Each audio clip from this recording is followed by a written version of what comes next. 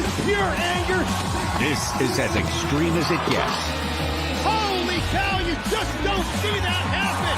The toughest event in timber sports competition. The top 16 timber sports athletes in the U.S. and Canada compete to be the baddest man in North America. This is the original extreme sport.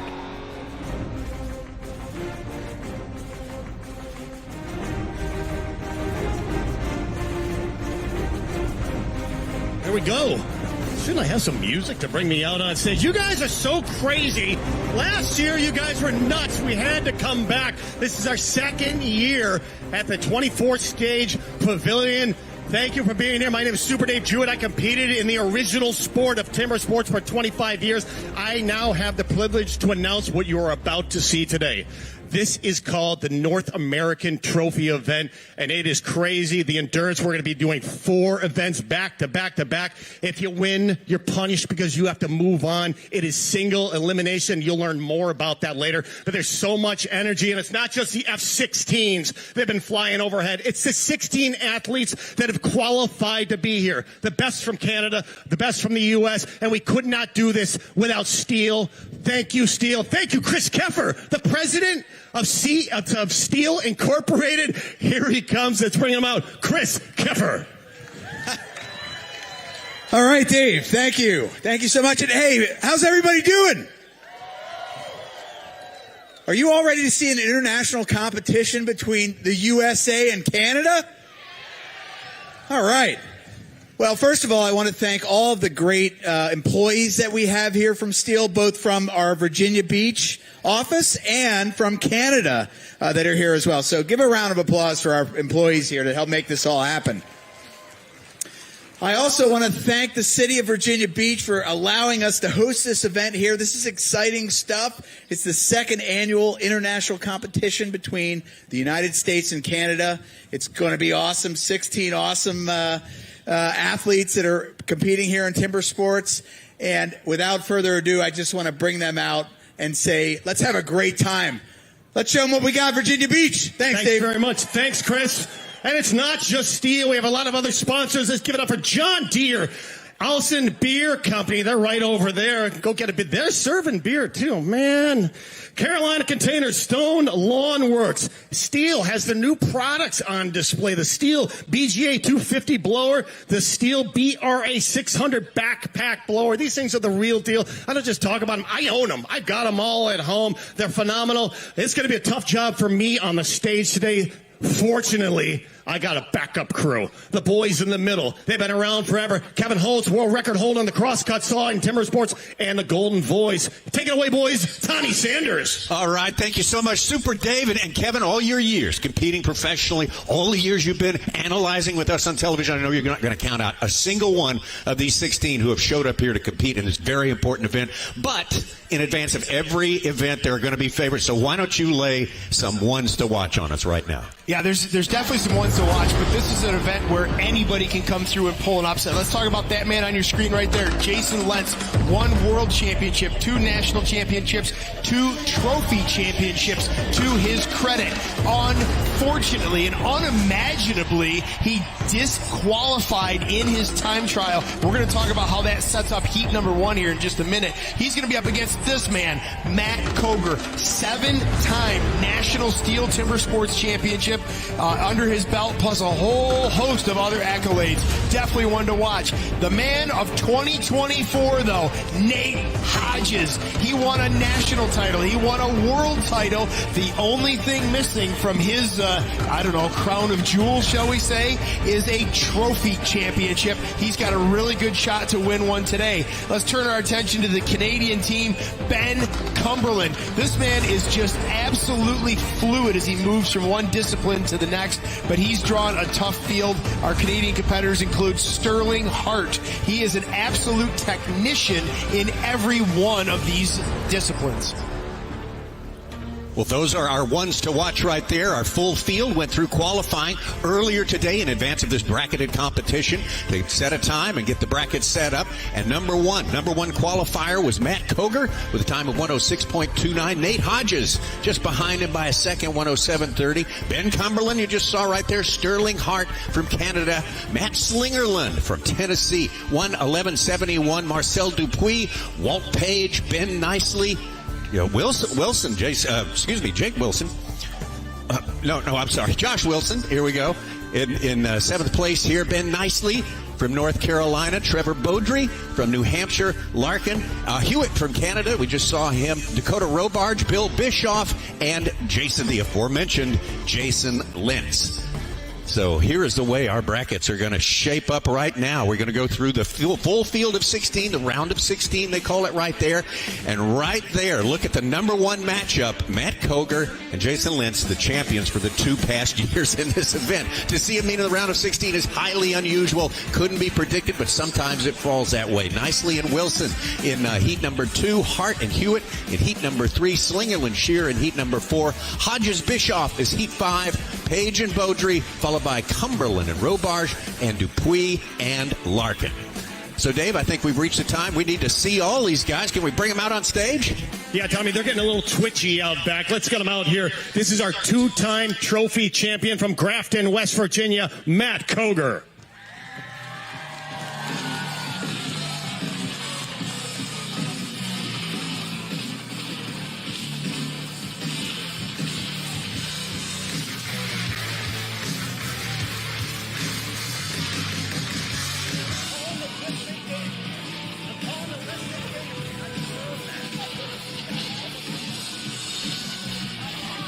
Okay, I guess they mixed up the order. We're going to do this the way they came to me. Matt Koger from Grafton, West Virginia, and from Diana, West Virginia, 2-time trophy winner Jason Lentz.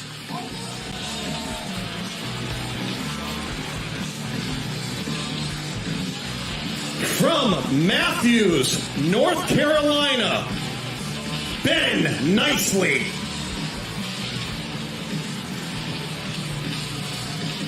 From Morgantown, West Virginia, Josh Wilson.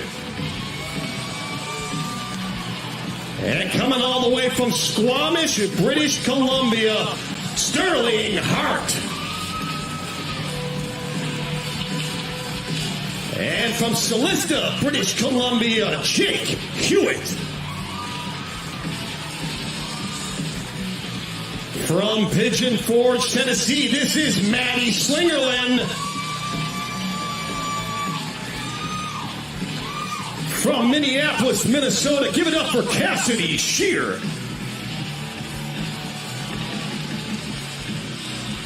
Looking for his first trophy title from North Fork, California. This is Nate Hodges, your current world champion.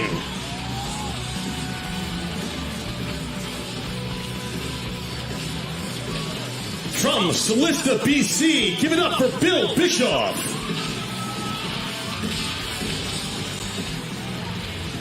Coming from Toll House, California, big round of applause for Walt Page.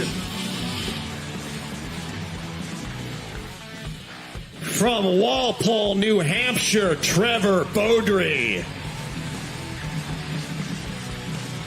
From Elmwood, New Brunswick, Ben Cumberland. And his first time appearing in Virginia Beach from Sheboygan, Michigan, Dakota Robarge. From Memramcook, New Brunswick, big round of applause, Marcel Dupuis. And our final combatant from Nova Scotia, give it up for Jeff Larkin.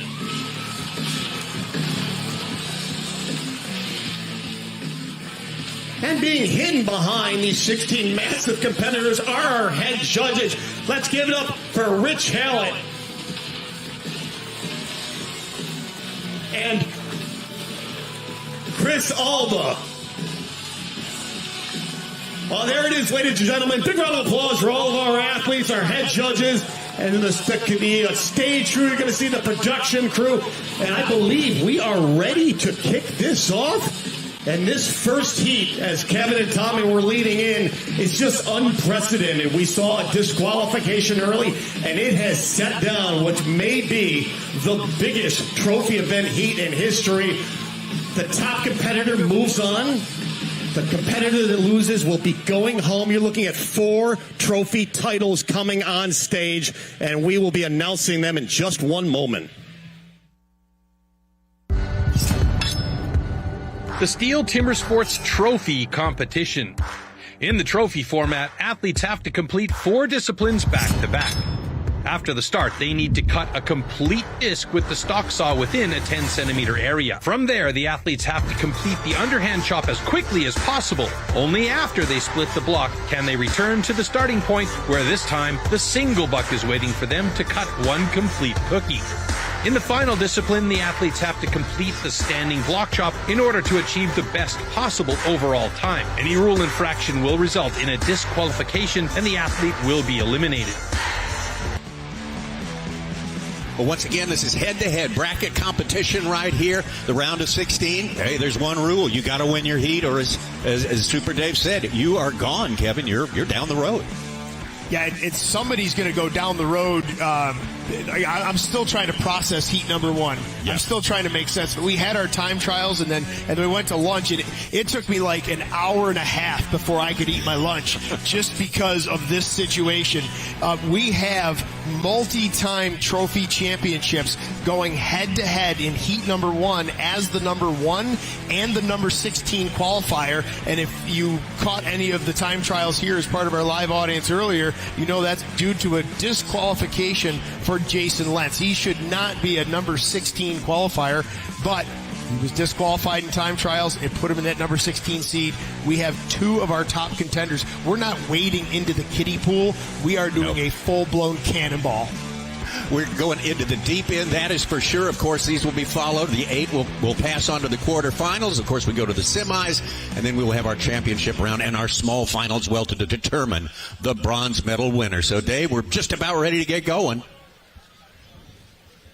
All right, ladies and gentlemen, get on your feet. If you just walked in, immaculate timing. Heat number 1, 2-time trophy champion from Grafton, West Virginia, Matthew Koger. And his opponent, 2-time trophy champion from Diana, West Virginia, Jason Lentz. Well, let's take a look go at back why here, we Tommy. have this. We'll take a look at this disqualification from Jason. There you see it. He's like sliding the saw across the ground. He was unable to turn off the saw. So the rule is, if you are operating a running saw, you must be in contact with 2 points of contact. He was only in contact 1 point of contact, 1 hand on that back handle, sliding the saw around on the stage while he attempted to turn it off. That was just nerves coming into time trials, but it sets us up for an absolute chaotic situation.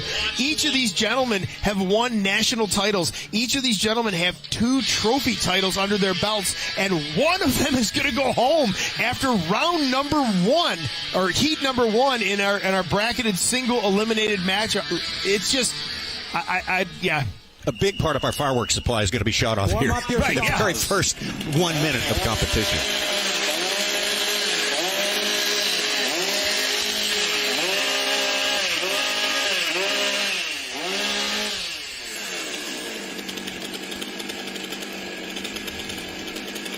Athletes ready.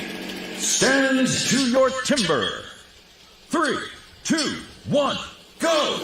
Oh, a bobble from Matt Koger on stand number 1 as he went down for that stock saw. It doesn't seem like much, but fractions of a second are going to come down to winning or losing. I got to be honest, Jason was dangerously close to sliding that saw again, much like he did in time trials.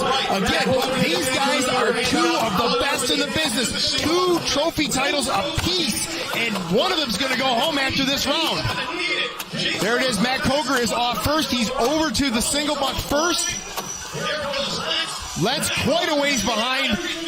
Matt Coger is probably a third of the way into that single buck run. Jason Lentz has got to bring it here. I don't see the pace from Coger, but that saw is moving down through the block. There he is. He's off to the standing block. If Matt Coger can get ahead at the standing block or to the standing block, it is going to be almost impossible for Lentz to reel him in. It is going to take a major mess up on stand number 1. 1-1 opening. He's starting to show a little bit of slowed pace. I think he knows he's got it. A 101. Matt Coger will advance. Jason Lentz will be going home. This is unthinkable. No way you could possibly predict this to happen. Sometimes it does happen. Big time fireworks in the very first bat out of the box, as they say. Yeah, no dipping your toe in the water.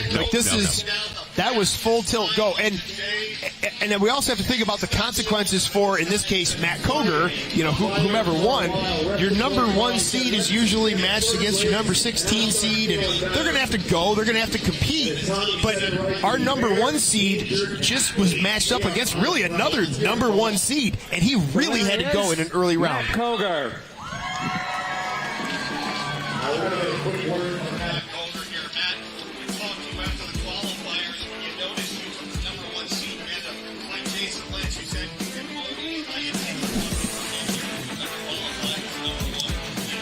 Hand, and that's Timber Sports. Talk about it. Yeah, that's what you're telling. You got to cut the block that's in front of you, and you got to cut the heat that's you're drawn to. And it's amazing that to put the top 2 head up first up, and Jason's such a fantastic axeman, and just hate that he couldn't show towards that latter round like there, maybe even in the final. I have so many more questions, but I have a feeling we're going to do another interview. Rest up, buddy. Get hydrated. Big round of applause. Fighting through a lot of things. That's Matt Coger, looking for title number 3.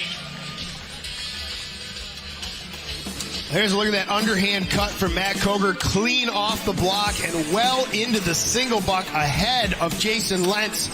Lentz really would have had to pull out an amazing run to pat. These guys are both exceptional sawyers and exceptional choppers, and they typically finish within fractions of a second of each other. So for Coger to have almost a half block lead in the standing block, several hits ahead of Jason Lentz, that's just something where Coger would have had to really mess up in the back of this log. He always puts in a really nice size front face, small back face, did it there. The Badger belt coming through on this one. Well, Matthew Coger is going to pass on into the quarterfinals. The first one to do so in this competition here, our defending champion. Moves on from this one, our champion from 2023. Moves on down the road, unfortunately. We were looking we're forward to a big dynamic battle of the Titans at the end of this thing. Yeah, well, it could still be a battle of the Titans for sure, but it won't include. We've got Jason Matt Slinger, we've got Nate Hodges, we've got Ben Cumberland, we've got Sterling Hart, we've got so many other top-notch competitors. But that really could have been a gold medal match right there. Like, that really could have been our finals. And a great point you made. He's had to expend a lot more energy than he expected to expend in this first go-around here. Yep. And Dave mentioned this. He hinted at it. Matthew Coger's undergoing trying to get over some respiratory ills, an infection that he had. And, he told us, quite frankly, I'm not ready there. In a sense of endurance. I'm going to have to pace myself. I'm going to have to just basically suffer through it. Yeah, and I think he did have a little bit of extra confidence. I think he knew, you can't be watching your opponent on the stage, but I think he knew he had enough of an advantage coming out of that single buck. You're going to put your single buck down, and you're still going to hear sawing happening. So I think he knew he had a good advantage over Jason going into the standing block, and not that he really laid back on his laurels, but I think he eased up on his pace a little bit, but that whole scenario just didn't play out well for either one of them. Obviously, advantage Matt Coger. He's going to advance. Just heartbreak for Jason, and he'll be going home. Jason told me, surprised me yesterday. He told me, I asked, which one of the disciplines do you not like the most, do you dread the most? And he said it was the underhand. He said, that's the one I'm worried about. And he lost a little bit during the course of that underhand. Yeah, he did. That definitely put him behind going into the single buck.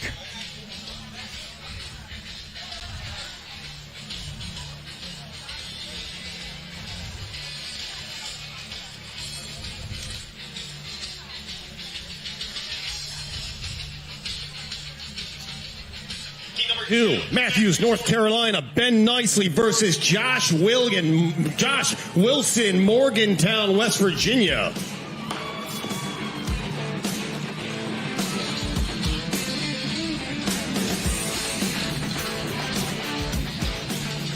Well, Ben, now a couple of guys from the East, a couple of big names from the East here. Ben Nicely, an equipment operator for an environmental restoration company. He's been 11 years completing. He was 7th place last go-round right here in Virginia Beach in trophy competition here. No, excuse me, he was 6th place. He was 7th place in the U.S. Pro Championship. Josh Wilson has finished as high as 7th place in trophy competition, but last year had a hard time of it, had difficulty. He got DQ'd, much like Jason Lentz in the time trials. And he played a much better, bigger role in the time trials this time around. Absolutely. And when you have 4 back-to-back events, there are more opportunities for disqualification. And we saw it with Jason Lentz in the time trials here today. He was concerned about, and rightfully so, getting to that underhand and wasn't focused on finishing the stock saw. So it's not just the individual event. There's opportunities for disqualifications in all those transitions. We saw Matt Coger get disqualified. He took his hearing protection and his safety glasses off and threw him to the stage a few years ago, and they slid across the line into his opponent's area. That was a disqualification. To your timber. 3, 2, 1. Go! So 2 competitors from the Mid-Atlantic region, North Carolina and West Virginia. These guys go head-to-head quite frequently in non-Stihl Timbersports lumberjack competitions, so they know each other very well in terms of their strengths, weaknesses, etc.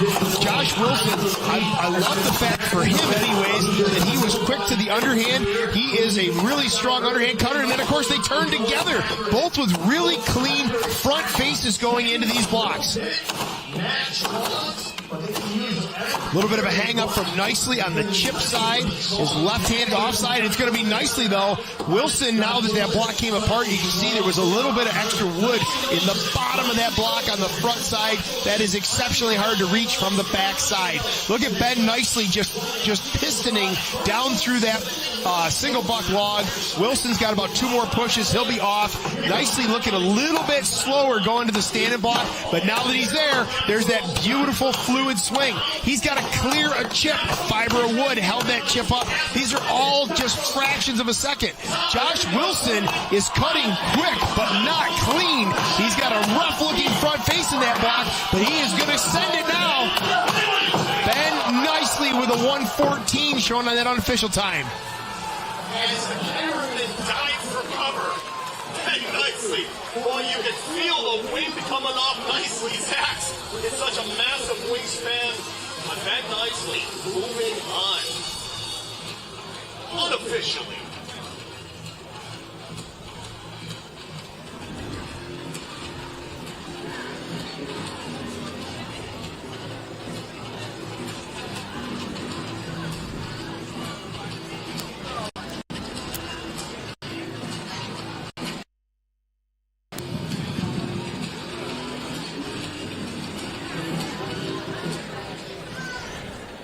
And the winner is Ben Nicely. Great job, Ben. But when you see that you drew Josh Wilson in this round, what was your thought? He was reeling you in the standing block. No panic expression on your face. You just blew off the backside of that standing. Yeah, me and Josh were typically pretty close on all the chops. So we both knew, whoever got to standing block first had a pretty good chance. We talked about your front foot sliding around a little bit in the chips.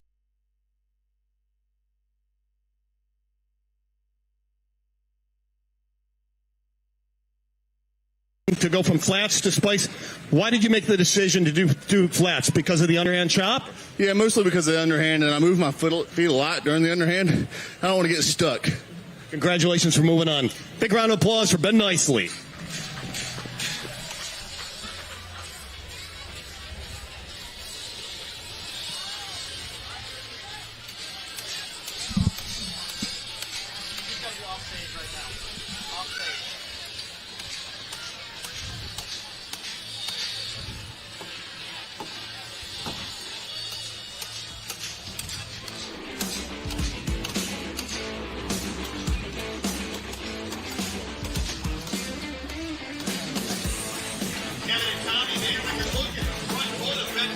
in this single buck coming up. You can kind of see the power loss in that front foot. That single buck cut coming up here in just a minute as these guys get off of the underhand. And there you see that front foot, just like Dave called it, with all those noodles on the floor, that front foot is shifting around. So now that's changing his body mechanics for every single position. It doesn't just cost him power, it costs him comfort. Got out of that single buck event, though, and laid waste into that standing block. You see that chip hang up there. That, again, interrupts his rhythm, interrupts his swing. He manages to hold on. Josh Wilson just went at that standing block like his career depended on it. Unfortunately, Josh Wilson's going to be going home. Tough break, but Ben Nicely advances to quarterfinal number 1.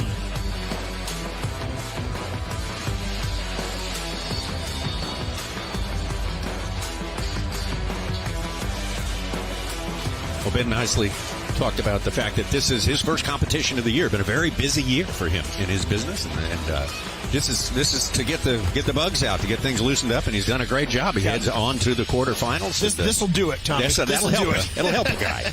It'll help a guy in a situation like that. Well, we got Sterling Hart coming up in our next heat. This was earlier today during our time trials. You said it, Kevin. He's pound for pound, maybe the strongest guy out here. Yeah, and he's an absolute student of the sport, and he's become a professor of the sport now at this stage of the game. But this was one of the times that really, literally hung him up. A little bit of an angle change in that single buck, and it hung him up. Great looking standing block, though. Great axe presentation. A really clean, smooth cut. You've got to let the tools do the work, especially in this endurance event.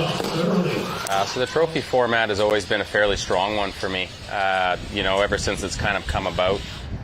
I don't think I've actually been defeated on Canadian soil by any of my countrymates, so it's always been one that really favored me as more of kind of an athletic type competitor rather than a big power guy, obviously. So I was fortunate enough in 2018 to actually take out the World Trophy event, so at one time I was the best in the world, and I'm hoping to kind of channel that back this year a little bit. So.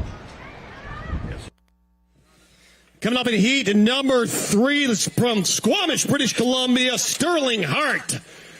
And his opponent, first time in Virginia Beach, from Celista, BC, Jake Hewitt. And you are looking at 8 generations of lumberjack athletes coming to the stage.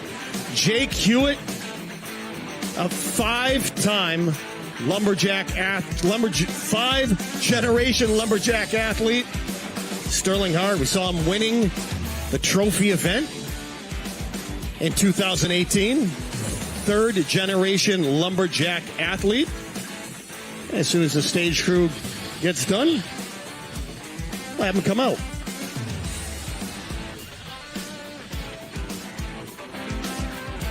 You see all these Stihl products coming up on stage. Just had to fix a quick spike here. Ben Nicely causing all sorts of trouble today. Bending spikes, almost taking out the cameraman, almost taking out the announcer. But anyway, 2 of the top competitors from British Columbia. Let's do it one more time. Sterling Hart from Squamish, BC, and his opponent, Jake Hewitt from Celista, BC. 8 generations of lumberjack athletes coming out here, ladies and gentlemen. Sterling Hart at one time, the world's #1 pole climber, in following the footsteps of his dad here. And 10 years ago, he said, I'm giving that up. Too many injuries, and I'm going to concentrate on chopping and sawing, and made himself absolutely into one of the top guys in Canada for sure. Yeah, much safer part of the sport. Axes and saws. Yeah, definitely, Tommy. But, of course, we talk about family lineage and Sterling Hart, generations of lumberjack competitors, as you pointed out. Jake Hewitt, if you recognize the Hewitt name, well, that's probably because you've been watching his dad, Mitch Hewitt, for many years. I had to go against Mitch Hewitt, and he mopped the floor with me for years. So it's awesome to see his son Jake out here just cutting his teeth in the sport and doing it very well, just rising to the top exceptionally fast. 19 years old. This is his very first trophy event here, so he's making a debut in some pretty heady circumstances. And going up against one of Canada's best.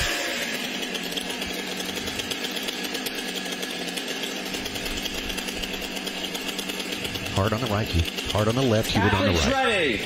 Stand to your timber. 3, 2, 1, go. Hewitt with a nice start. I think that was a legal start. I don't think he cut it too close or went or beat the clock, but he was really right there with the go. Not quite as quick through the wood as Sterling Hart was. We're into the underhand now, though. Sterling Hart, an absolute technician in this underhand chop. Just a smooth, fluid swing. You heard in his interview, he talked about the athleticism versus just brute force. And this is the event for those athletes that just can focus that energy. They can be smooth, they can be fluid, they can make that axe cut to its fullest potential.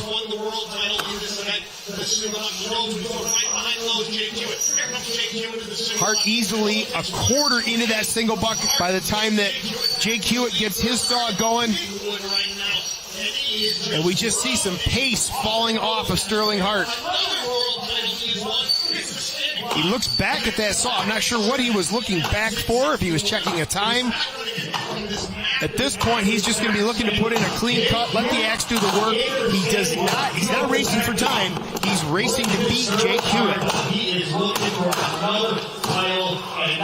Tell you what, Jake Hewitt's not done though either. He really put in an awesome front face in that block.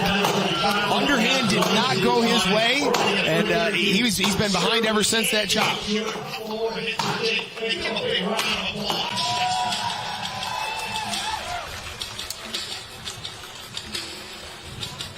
We'll get the call, then we're going to get a quick interview with both of these competitors.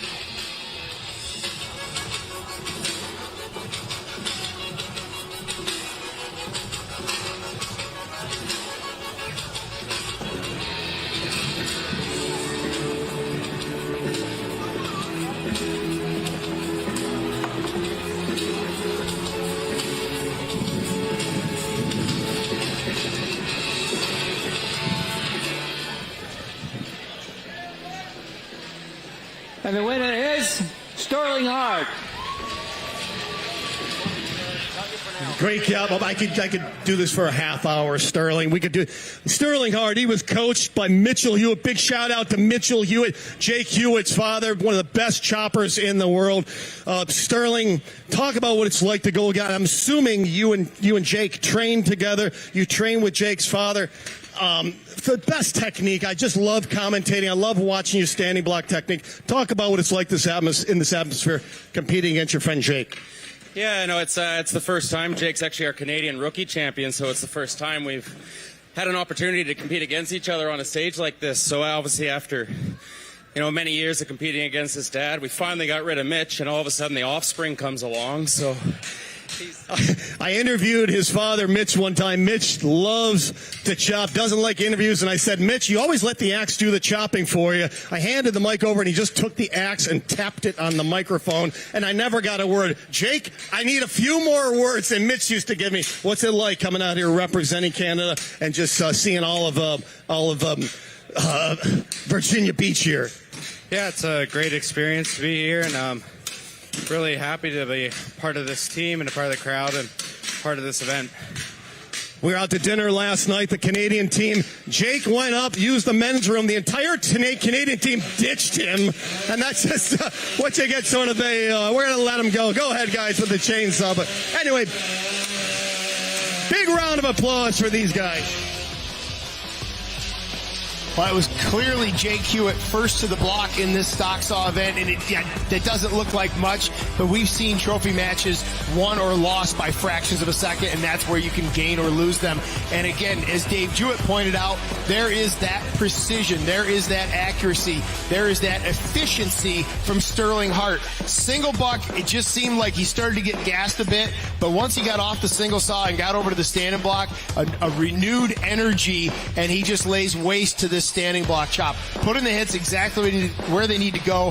1 and 1, draws that beautiful chip out, starts chasing the corners far, near, and then he goes after the far side, and that driver penetrated probably 4 inches of timber on the far side of the wood.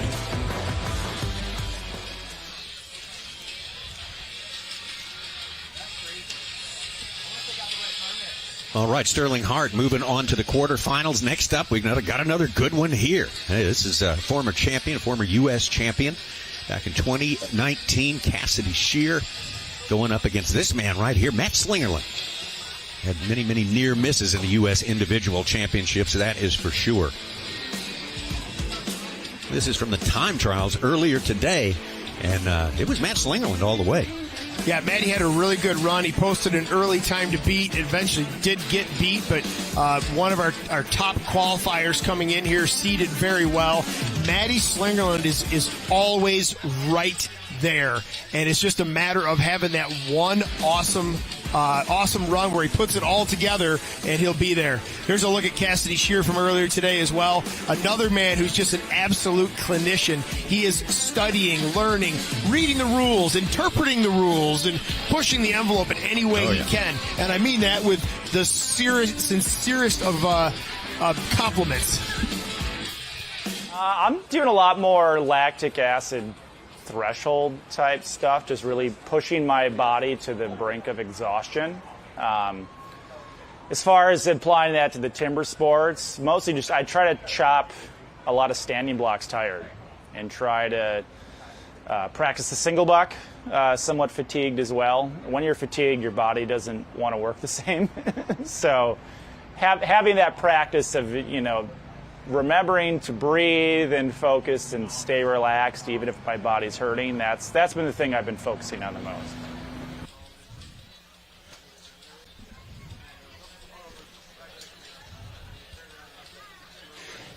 Heat 4, let's bring him out. Matt Slingerland, Pigeon Forge, Tennessee, and coming all the way from Minneapolis, Minnesota, Cassidy Shear. And both these athletes looking to make the medal round for their first time. And it may just happen. This race mirrors the first race we saw with Lentz and Koger. These two are dead even. Their single bucking technique is identical. I give a slight advantage in the underhand to Slingerland. Well, Cassidy Shear stepped away from competing in trophy last year. They wanted to give it a rest, but he says he's back. He's recommitted to it. He thinks it's important, and he has dedicated as much training as he could to it. He says he has a hard time. He has to wait a long time during the year to train because, especially sawing, his logs are frozen. He lives in Minneapolis, so that's one drawback. That's one thing not in his favor. Well, I love that interview, how he was talking about lactic acid training. Matt Bush, timber sports legend Matt Bush, hiding somewhere in the Adirondack Mountains right now, used to talk about chopping fatigue. He said that's when you'll really get your most efficient swing. All your small muscles, your arm muscles are just blown out at that point. So that's when you really start to just let your arms move, let the axe head move, and you rely more on your core. So I love that training strategy. Athletes ready. Stand to your timber. 3, 2, 1, go! Both of these guys are top-notch stock saw operators. Matty Slingerland with a clear advantage on the start there. He will be first through the block.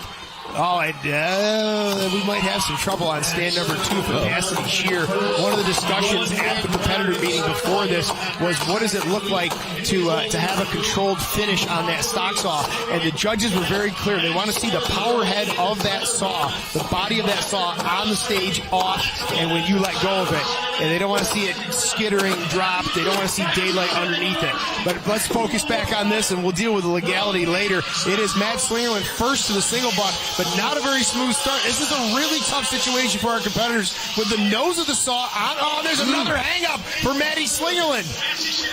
It was a really tough hang-up at the start, and it just threw his momentum off. There's a hang-up from Shear at the end. We now have an absolute dog race going on here. 3 blows ahead is Matty Slingerland. He has got to keep it in gear because Cassidy Shear can reel him in. A little bit of a stumble. He's got to keep it moving. Shear is putting a lot of hits in the front side of this block. He may be gassed on the back side of this log. I think Matty's going to have it no problem unless something goes haywire. That block is not going for Matt. There it goes. And there's, I was going to say, there goes Cassidy. One more hit for Cassidy Shear. That was an arduous standing block race for these two guys. that should have gone way faster for both of them. I think they were just both gassed. Absolutely. And sort of just spraying hits you can in sense there. That.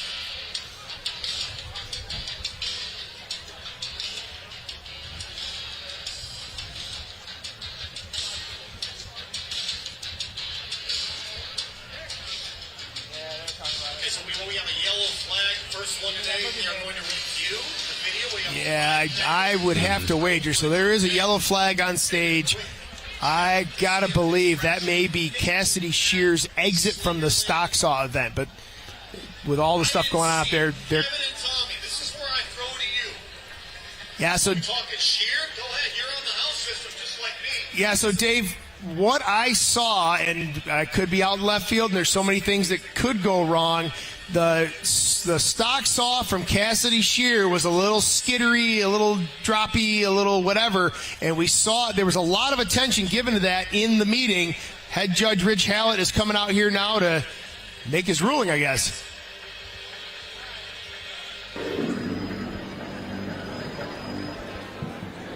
Okay, gentlemen, stand 2, DQ, throw the saw on the ground, need to set it down. Winner is Matt Slingerland. Okay, legal Matt Slingerland moving on, and that's the second time for ABC probably in the stock saw. Talk about an accomplished stock star, Matty. You're so consistent. Have the option on go to make a one-handed grab. Dangerous, yes. You make it look easy, but it gained you almost a full second advantage into the underhand. Yeah, there's a little bit to be gained there, so just got to go as fast as you can, let her all out. So, okay, rest up. You're moving on. There you go, Matty Slinger, and then we'll see him again in the next round.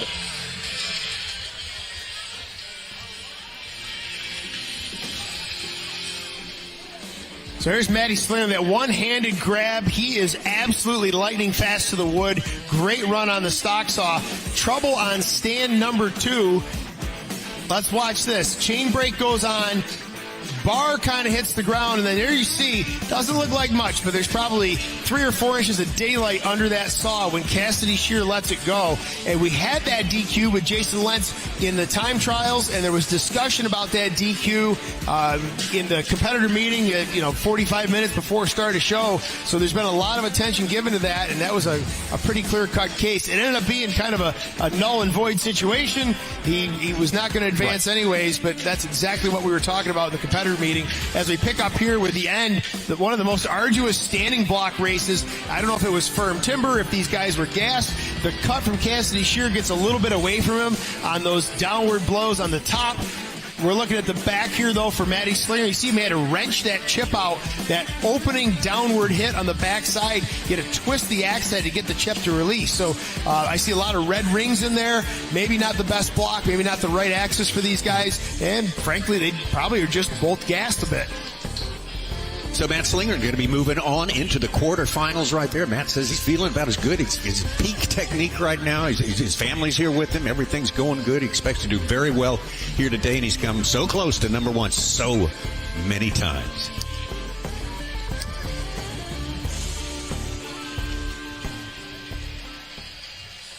Coming up next, we got one of our, for sure. Yeah, absolutely one of our ones to watch. Nate Hodges, 2024 was the year of the Hodge. And he won our national title. He won world championship. And the only thing not on his resume is a trophy title. So this is a great opportunity for him to do that.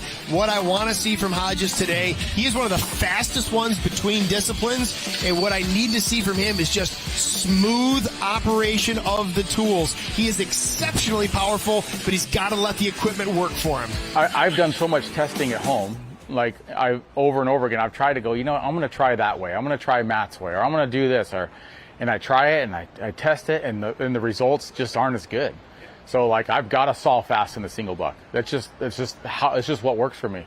I've got to hit the block fast in the underhand, lifting up real high and putting them in a little bit slower. I just don't get the times. So it is what it is, and it's just how I'm going to go about it. So I'm not worried about it. I'm fit enough to where I think I'll be in good shape. Well, Nate Hodges lost in possibly the most exciting heat of last year's competition here up against Jason Lentz. Just half a swing, and he did not make the semifinals on account of that. He's there to rectify that situation. This time around, he's been training hard. He loves it. This is a fitness test because he's a fitness guy. Yeah, it's absolutely a fitness test. And in his interview, he kind of hinted at what I was talking about before the interview, which his style of competition is high speed, high power, but heavily reliant on his muscles. And you hear him talking about, other competitors, they reach up way high and bring the axe down, and that doesn't work for him. He has a shorter swing and relies on his fitness. It makes it tough when we get deeper in rounds here today. These guys have a minute or a minute and a quarter of absolutely blowout physical activity. Congratulations, you won. Get out back as soon as Dave interviews you and set up your next round of wood, because you don't have a whole lot of cool down time. You're going to be back on this stage again. And it gets even quicker in terms of turnaround times as we get later in the events. Heat 5 from North Fork, California. Give it up for Nate Hodges. And his combatant from Solista, British Columbia, Bill Bischoff. There's Nate Hodges on the left, and Bill knows he's drawing a toughie here. Nate Hodges taking the silver last year, looking for gold this year, and boy, does this guy get the effort award. He has been training up to 4 races a day. Nate Hodges on the left, stand 1, stand 2, Bill Bischoff. Bill Bischoff, a lot of championships in Canada, a lot of good performances during the 2000s. In the intervening years, though, he sort of stepped back from the sport for a while, but he is ready to go at age, in his mid-40s, ready to get back right in the middle of it. And he says, I'm prepared, I'm ready to go. Let's see how far I can get with this thing. Kind of had a tough draw in this round of 16. Well, yeah, and that's what our time trials will do. We'll seed all these guys, and fastest times get matched to slowest times, and he's, like I said, 2024 was the year of Hodges, and Bill Bischoff is finding himself in the middle of it here at the start of 2025.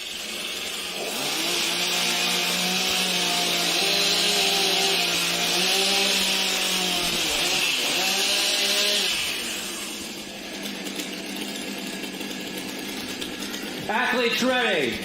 Stands to North Timber. 3, 2, 1, go! Both these guys super quick to the wood. Just a synchronized start in this stock saw. They are, I was going to say, the engine RPMs were like in perfect unison down through there. Now watch the difference between Bill Bischoff on the right and Nate Hodges on the left. Nate stays in a very hunched over position. The axe stays very low above his head, and he just absolutely throttles it down into the block. Bill Bischoff uses his height, uses his reach, and uses that momentum of the axe head. But again, you can't argue the results. There goes Hodges. He's off to the single buck. Once again, there's trouble there for Bill Bischoff, and again for Hodges, the hang up there at the bottom of the block in the single buck. Bill Bischoff once again using the longer saw, longer arms, but Nate Hodges says, I gotta do what works for me, and it's you can't fight it. 55 seconds, he's around to the backside of the standing block.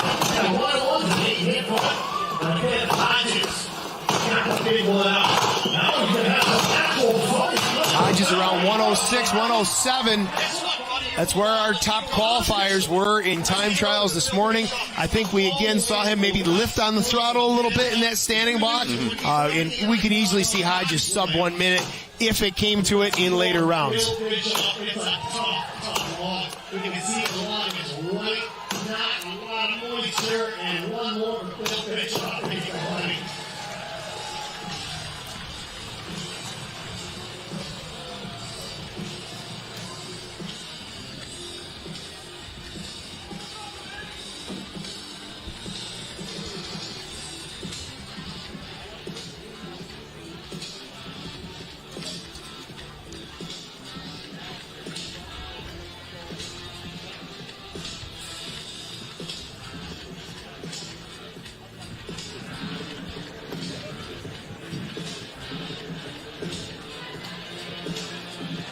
And the winner is Nate Hodges. We're going to do a quick interview with Nate Hodges. Nate, making a lot of changes since the time trial this morning, buddy. You changed a lot. You changed your axe handles, and you changed the technique in the single buck. I watched you test your saw this morning. It was a short muscle technique. You pulled a nice long saw today. I like that. Talk about what it's like to have the confidence to make those changes. Yeah, you're right, Dave. You did notice that I was, I got into the first couple of strokes, and I was racing fast, and I said, you know what? I knew Bill was still in the underhand. I said, you know what? I'm going to take a little bit of time here and maybe see if a more deliberate stroke would pay off. We'll have to check the times. I'll look at it on the camera when we go backstage and see what the time difference is, It looked a lot better from my view. Great job, Nate Hodges. We'll see him again.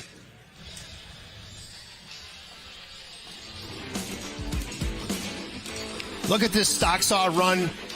Hodges on the left, Bischoff on the right, synchronized to the wood, synchronized through the wood, two expert operators. It was the underhand chop, though, where you see Hodges just club-handed together, just throttling through this block, doing it the way that Nate Hodges knows is fastest for him. He did stretch this out a little bit, but still, and there it is. There you see him settle in, starts to run this whole saw, the nose starts to disappear.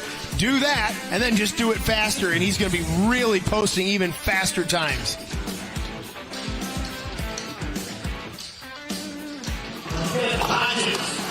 Let's listen to Nate in the interview here, and he's the one who's made it through, got more words out without having to gulp for air. So this guy is in shape. He says you have to put yourself through way more pain than you imagined you will have to face in order to train for this particular event.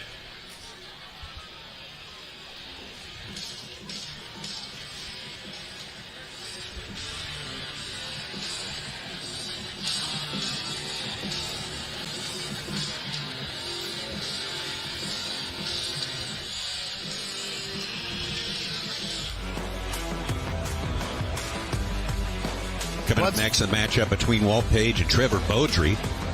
This is some of the time trial action right here. Yeah, so this was earlier today. With Walt. Walt Page was always on my list of guys that I thought, man, this trophy event is just absolutely his thing. This is where he should be. He's a very clean, clear cutter. So this is just a beautiful run. But then, of course, last year he DQ'd. There it was, throwing the stock saw, which we saw trouble for Cassidy Shear, trouble for other competitors.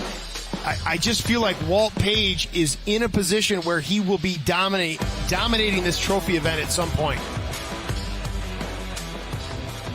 Really seemed like he was up for this one this time around, ready to rectify what happened last year, make that one a happier story.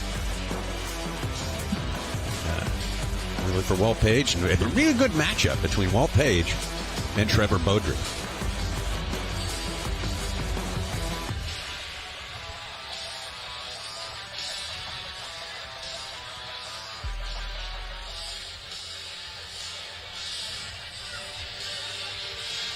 DQ's hurt, that is for sure. They've hurt people already here today. That is for sure. Full send that action to that block. No, last year was kind of a little bit of a fluke thing. I carried a chip out of the underhand on the edge of the axe, and so when I went to set it in the log, that chip kind of rattled and kept it from going in very far, and that was one of that was the reason why it vibrated out. It happens, and I even had a little split-second thought right after I did it. I went, oh boy, that didn't go in there very far, but at that point the decision is, do you go back and try and fix it, and then that's a full second that you're giving up, or do you go with it and see how the things shake out? And so that was the decision I made, and it shook out the way it did. But it happens.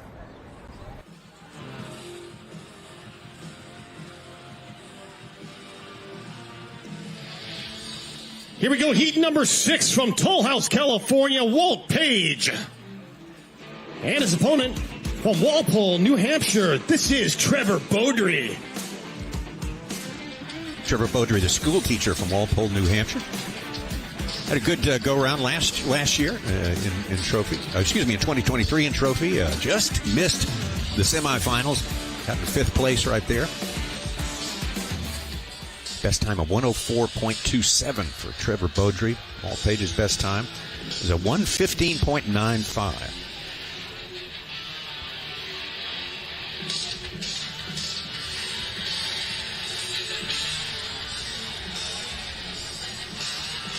Walt says he hates those little mistakes, DQ or not. They just feed on themselves. They transfer to the next stop on the discipline ladder there in this event, and they're just hard to recover from. And the way this trophy event's gone in the past few years, the margins are just getting tighter. There isn't warm up your saws. Tenths of a second, hundredths of a second slip up.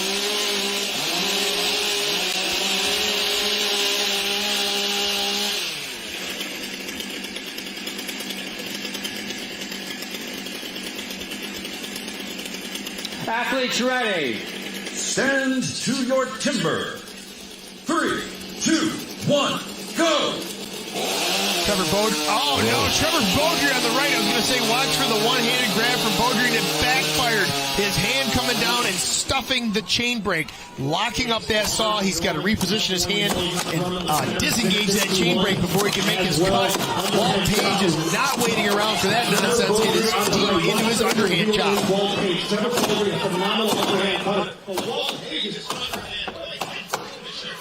I think Beaudry is going into this underhand with a little bit of extra fever coming out of that stock saw event. He knows that cost him a lot of time. It is Beaudry finishing first in the underhand. But I'll tell you what, Walt Page beat him in the foot race over to this single buck. Walt Page has got this single. He is melting down through that block. Beaudry's got about 3 more pushes to go. He's got to get chopping here if he wants to reel in Walt Page. We're in that part of the bracket where these guys are seated very close to each other. We know this is going to be a race. Walt Page around to the back. And so is Trevor Beaudry. I feel like he ran out of the face of that block. It probably could have used maybe 2 more up drivers. He's going to have to really swing. It is Page, but not by much. What a finish.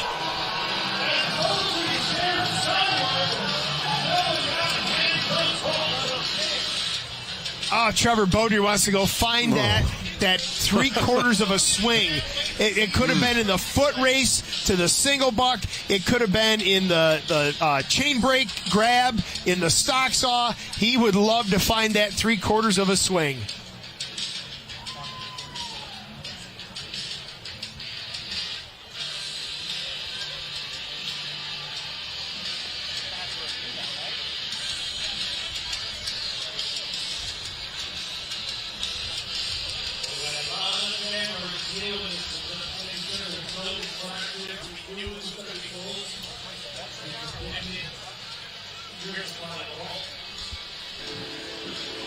And the winner is Walt Page.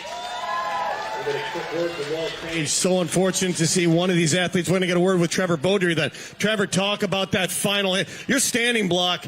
Nobody really thought you were top level, but you just came on last year. You changed your timing. You had a hang. Tell us about it.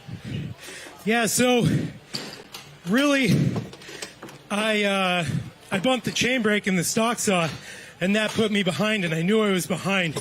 And then I knew that Walt came off the single before me, so I had to make up some time. So I gambled a little in the front of that log, and that's probably what made me hang. But yeah, that little stick just not flowing, and that's what cost me the race there, because that was pretty close, as everyone saw. All right, thanks, Trevor. We're going to see him in Milwaukee fighting for the title for the United States National Championships in late July.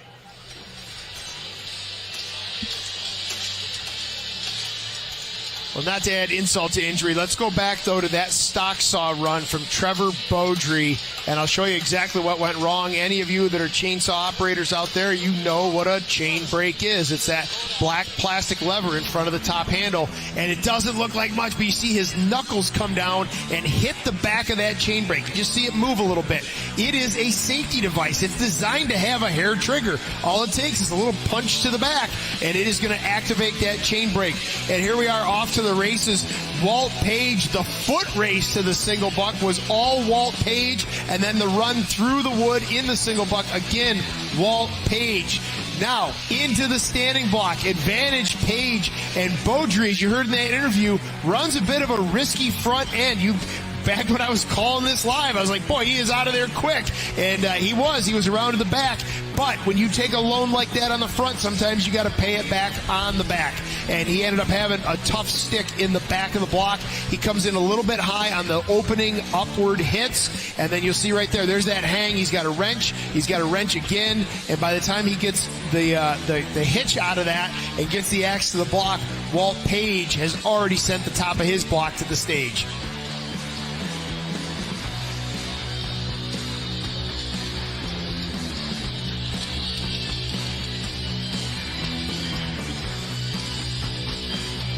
Walt Page moving on into the quarterfinals there. Hard fought by Trevor Bodie. Just this tiniest thing, little thing, really, really can make a difference when your final times are just hundredths of a second apart.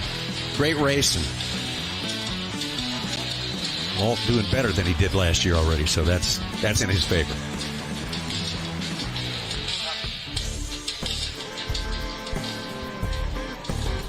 Here's the Canadian champion, Ben Cumberland. This was earlier today during the time trials. Yeah, Ben looking very smooth, very clean in all of these disciplines. And I can't emphasize it enough. For me personally, I think that is the hallmark of a trophy contender. Be smooth. Being the Canadian champion in the individual format has a little bit of weight coming into the trophy event, but I'm trying not to let it impact my performance too much. It's just kind of something that's in the back of my brain. You know, this is an entirely different competition compared to the individual format, so I just want to, do the best that I can, leave the rest up to God, and see how the cookie crumbles. Ben Cumberland, quite the athlete, that is for sure. Very impressive. Of course, our reigning Canadian champion, individual champion as it stands right now. Let's get it to Dave.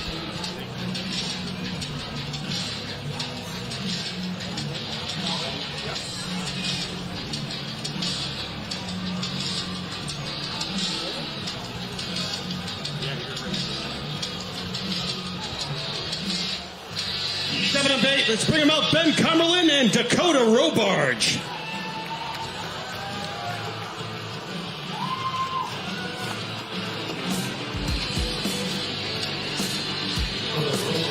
Ben was 8th last year, North American Trophy. Figure he's capable of better than that this time around, but the first thing he's got to do is get past Dakota Robarge. Dakota competing in his first trophy outing here. Made it to the finals in the Pro Championship. That was a big breakthrough for him last year in Milwaukee, the National Pro Championship, and managed to finish in the top 6. That was very, very impressive for the young man from Sheboygan, Michigan. Of course, we think of him as being from New York. Another great lumberjack pedigree there. Yeah, I don't care. He can put whatever zip code he wants on his Stihl Timbersports paperwork, but he's essentially my neighbor. The Robarge family live about maybe 30 minutes south of me in the Finger Lakes region of New York State, and that whole family has just spent decades traveling around the Northeast and Canada and Australia competing, and Dakota is picking up that baton. Really, really impressive run in Milwaukee last year in his first ever time out in the professional ranks for the Stihl Timbersports Series, and I'm really curious to see how he does here in this trophy format.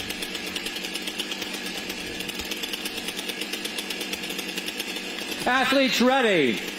Stand to your timber. 3, 2, 1, go! Both of them had good, clean starts in the stock saw event, getting every ounce of production they can out of those MS 661s. Very clean runs, synchronized starts, both of them ironically with a small hang on that opening blow. Sometimes you get the heel and the toe of the axe, the very tip on each end, buried in the block, and that will lock in. It is all Cumberland, though, as they get into the middle, the guts of this underhand chop. Robarge, his axe is hanging up periodically. It doesn't seem like much, but those are hundredths of a second. You start stringing them together, and it becomes a bigger and bigger deal. Cumberland is about at the halfway point of his single buck event before Robarge ever gets there. This is coming up all Cumberland right now.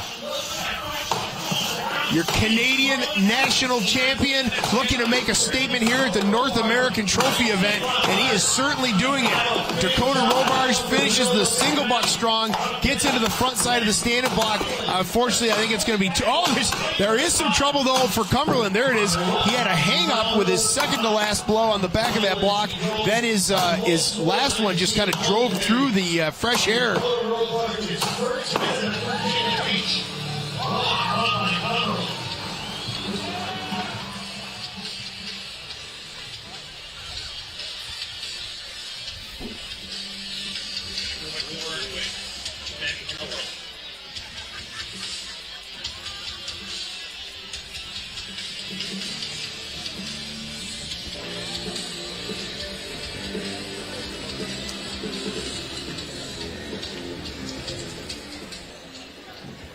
And the winner is Ben Cumberland. Great job, Ben. You are all business today. That was a great cut. That standing block, I don't think I've ever seen you break so much wood off. Talk about today. I'm just having fun. I'm here under a lot better circumstances than last year. Talk about your illness last year. Just a lung thing, which you kind of need for this event. But no, I'm just having fun. Thankful. It's a great crowd. I just couldn't ask for a better run. All right, we'll let you rest up. We'll talk to you later. There's Ben Cumberland. I probably called him his brother, Nate Cumberland. Nate Cumberland, and another phenomenal chopper out of Canada.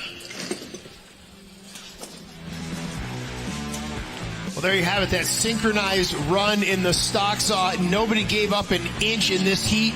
You see both of those cookies dropping together. The underhand was all Ben Cumberland, though. That axe was liking the block. He was placing it well. Super clean cuts. You can see how neat that face is. It's a very smooth surface down there with each successive blow chasing the last one in, and then that put him in a huge advantage. He was halfway through this single buck event before Dakota Robarge had the chance to get there. Dakota put up a mighty fight, kept sawing and chopping his way through the finish, but Ben Cumberland made a statement in that underhand and carried that momentum through the rest of the event. At the very end of the standing block, we'll have a great look at it here. You see a little bit of a hang up, but that snow shovel of an axe he's running, there it is. It hung up on that far side. He goes near it, drives clear through, and then he drives the last remaining wood on the far side of that block.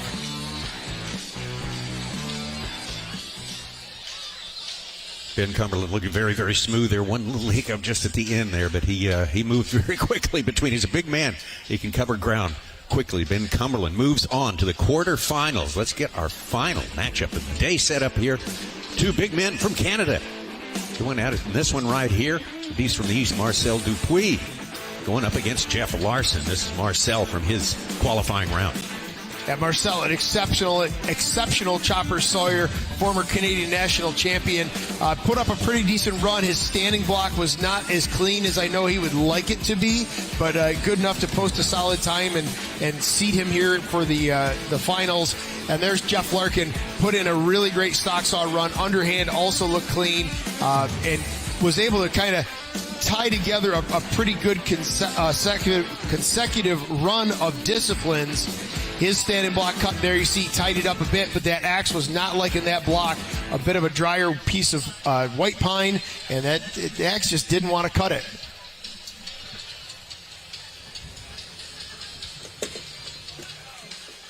Jeff Larkin, 36 from Nova Scotia, been doing a lot of competing in the last few years. 15 years of competition in all, lots of high-intensity cardio training to get ready for this.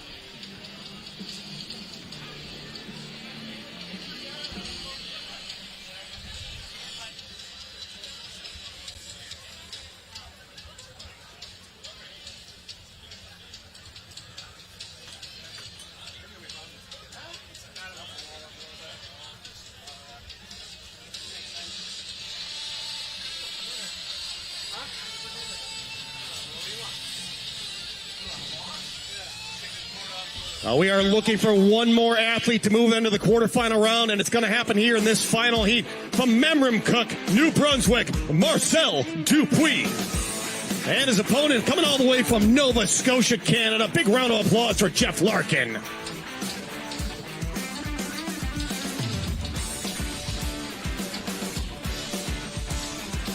Marcel Dupuis, three-time Canadian national champ.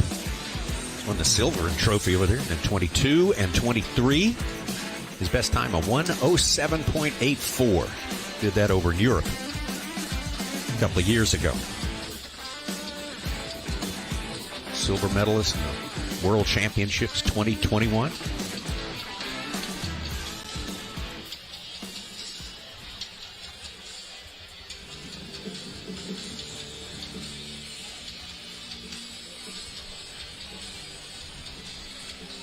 Jeff Larkin, fourth place in the national trophy, both in 22 and 23 up in Canada.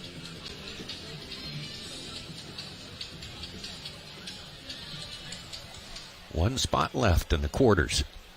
And here we go. Warm up your saws.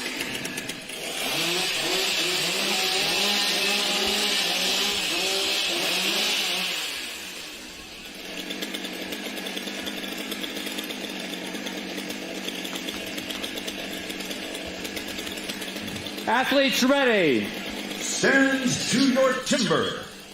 3, 2, 1, go! Marcel with just a slight edge at that start.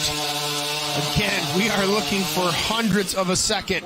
Even if it doesn't come into play at this round, by the time we get to the round of 8 and then on to the small final, you are going to be looking for every nanosecond you can get. Bit of a hang up there at the bottom of Marcel's block. He puts one more down in the bottom and then another hang up on the far side. He is ahead of Jeff Larkin, but he is giving up fractions of a second along the way, leaving the door open. He is now in a dead sprint over to that single buck as Larkin struggles to close out the underhand. About a half a block lead in the single buck over Jeff Larkin, and that is not what Jeff Larkin wants. Marcel Dupuis is an exceptional single buck cutter, and he shows it to us right there. Larkin's slow to finish this block. He has got to get it in gear if he's going to try to reel in the three-time Canadian champion, Marcel Dupuis, over on stand number 1, who is into the back of the standing block. That is unbelievable. Marcel Dupuis puts 4 in the back of this block, drives it cleanly, just huge slabs of wood falling out of the back of that standing block. And unfortunately, Jeff Larkin just looks absolutely gassed. This is just an exhausting discipline.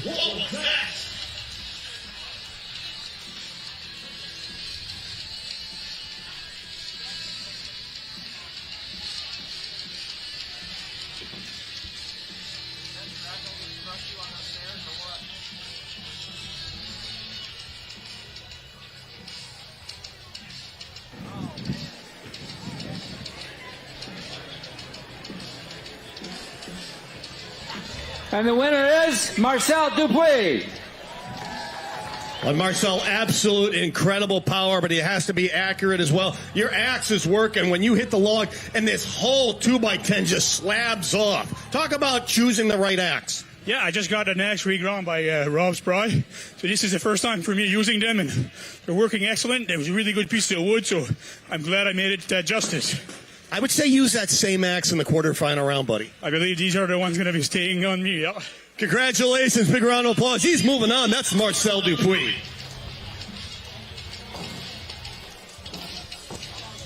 Marcel Dupuis, our last to join or to advance out of the round of 16, join the round of 8, and this is how he got here. There wasn't much to be gained in the stock saw. It really came down to this underhand cut. It wasn't without issue. It had a little bit of hang-ups here and there, but I think it's because that axe was penetrating so far, it ended up having the heel and toe buried at the same time, and you see him just blow through the end of that underhand. I think it even surprised him that it came off that quickly. Into the single buck. This is one of his premier events, an exceptional single buck cutter, and he put on a great show here today. into the standing block. Watch the slabs of wood that he draws. He opens 2 and 2, and look at that just massive piece of wood that's already cleared away. One more up, and now 2 down, and he'll be around into the back. I don't know. Yeah, he was so far into that front. Those last 2 hits, I don't think he needed them. He could have probably done his 2 up drivers earlier and set himself up to get around, but it set him up for a very small back face, which he drove to the stage very handily. At 106.27 for Marcel Dupuis as a new personal best for him, and the 3rd fastest time we had among our qualifiers for the quarterfinals. And there, the way our brackets are shaping up right now, it's going to be Koger nicely, Hart, Slingerland, Hodges, Page, Cumberland, and Dupuis, the 8 in the quarterfinals. Let's go for a walk. Let's go for a ride. Whether you're shaping up a small yard or taking on serious acreage, let's go the distance. Shop in store and online for 0% financing and instant rebates on select Stihl mowers. Stihl. Let's go mow. Growing that into this? Yeah, you did that. That little guy is now this guy. You did that too. And where do you think this comes from? Yep. For farmers and ranchers, miracles like these don't just happen. They take sweat, faith, and we're proud to say, a little bit of this. Precision technology to do more with less, so that this can one day do that. There's definitely a fear what we do on a day-to-day basis. Conquering that fear and learning to live with it is the next step.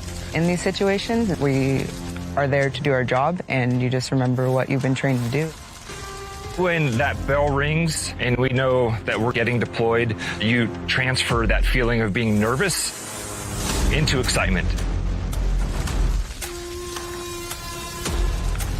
I love the camaraderie that you feel with the guys that you're working with and being out there in the middle of nowhere. And it's an inherently dangerous business, and knowing that we have tools and equipment that are going to be dependable for us, like Stihl products, was just as important as knowing that the person to our left and our right is also going to be able to perform in those moments.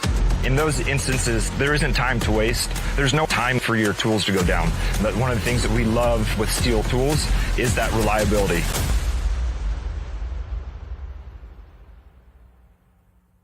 In the round of 16, the worst to get paired up with would probably be Matt. He's last year's champion, and 4 years ago he was the champion then too. So going up against him right out of the gate would be a pretty big brawl. Yeah, well, brawl you want, brawl will give you. That's exactly what happened. And this is why. Here you see that saw kind of skittering, sliding, getting dropped, and it is still running at that point. So you must maintain 2 points of contact while that saw is running. That was all. It really started as the thumb bobble, the inability to get to that kill switch, and then as he's walking away, he realizes the saw is still running. He's still trying to shut it off. It's just part of those transitions we see between those disciplines. That was in our time trials earlier today. That resulted in a disqualification for Jason Lentz. That means he was our number 16 seed and ended up going against our number 1 seed. Jason Lentz, for all general purposes, he could and should have been a number 1 seed himself. Oh, sure. So we basically had our gold medal matchup in heat number 1. It was just a tragic set of events that led us there, and Jason Lentz, unfortunately for him, was beat by Matt Koger, who is going to advance. Jason Lentz in a single elimination tournament. He is unfortunately out way too early from what any of us would have predicted.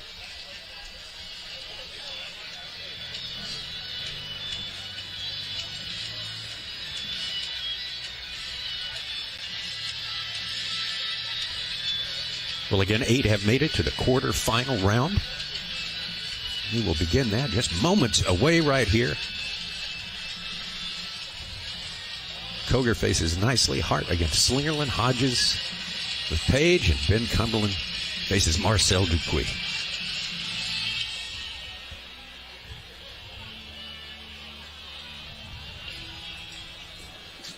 Heat number 1 of the quarterfinal round. From Grafton, West Virginia, Matthew Cogar, and his opponent from Matthews, North Carolina, Ben Nicely. Well, Matt Cogar, a lot was asked of him in his first go-around. He did not have an easy go of it. He was hoping to be able to sort of relax, sort of ease into it, and had to fight off Jason Lentz. Was not expecting that. Going up against Ben Nicely. Yeah, not to make Matt Cogar out to be the victim, but it didn't work out well for either one of them. As you pointed out, you know, the first round, he's the number 1 seed. It should be a fairly easy go against the number 16 seed, and instead he's got to go head-to-head with arguably his toughest competition in the field. There was no easing into this year's trophy match for Matt Cogar. He had to go all out right out of the gate, heat number 1.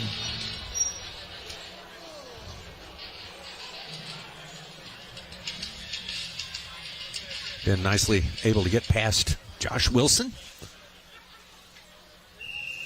To warm up your Atlantic saws. Division athletes there going at it in round number 1. And Ben Nicely got the better part of that. And we'll see if he can advance to the semi.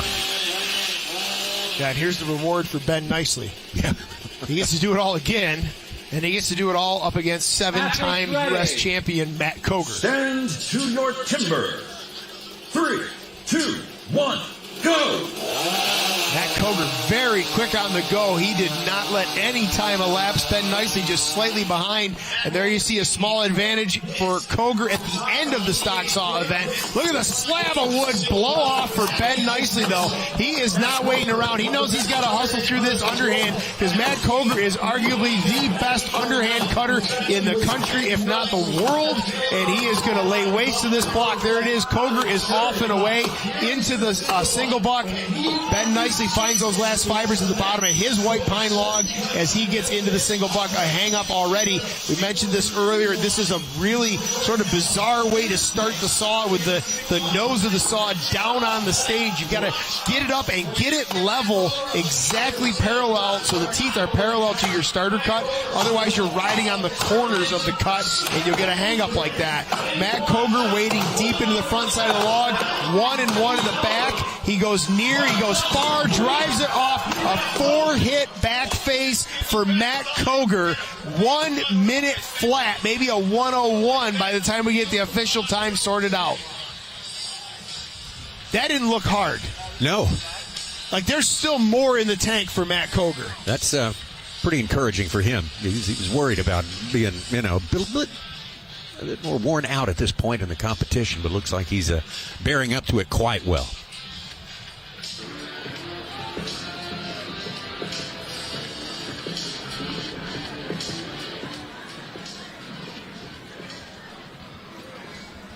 And the winner is Matt Cogar. Matt Cogar, not built for downtime. You just got back from Australia. Tell us how important it is to really make it a year-round venture to hunt down these world titles. You spent some time in Australia, and you just come back in beautiful technique. No, you spend a lifetime developing these skills that you see on the stage.